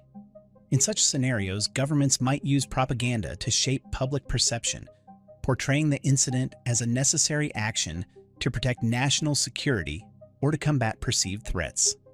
This can rally support among certain sections of the population who believe in the government's narrative. Though not without backlash, as we are currently seeing, Putin is still the kind of man who does not pay much attention to what people think of him. The war in Ukraine is proof of that. Lastly, the incident could be part of a broader strategy to destabilize the region.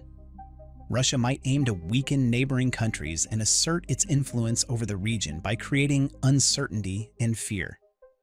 This tactic of creating chaos can be a way to maintain control and prevent other nations from challenging Russia's authority. With the entire West banded against it, Russia might be trying to keep whatever it can hold on to. With all these neighbors, Western countries, and regional players to consider, you may be wondering how they all reacted to this tragic incident. Firstly, the United States was quick to condemn the incident, with officials stating that early indications suggest Russia's involvement. This has led to renewed calls for sanctions against Russia, with some lawmakers pushing for even stricter measures to hold Russia accountable. The European Union also expressed its outrage, with several member states issuing strong diplomatic statements condemning the attack and calling for a thorough investigation. Countries like the United Kingdom, Germany, and France have all voiced their support for the victims and their families, emphasizing the need for justice and accountability. The United Nations has also called for an impartial investigation into the incident, stressing the importance of uncovering the truth and ensuring that those responsible are held accountable. The International Civil Aviation Organization has also been involved, working closely with other international bodies to piece together the evidence and determine the cause of the crash. NATO, on the other hand, has been more vocal in its condemnation of Russia, with several member states calling for a united response to the incident.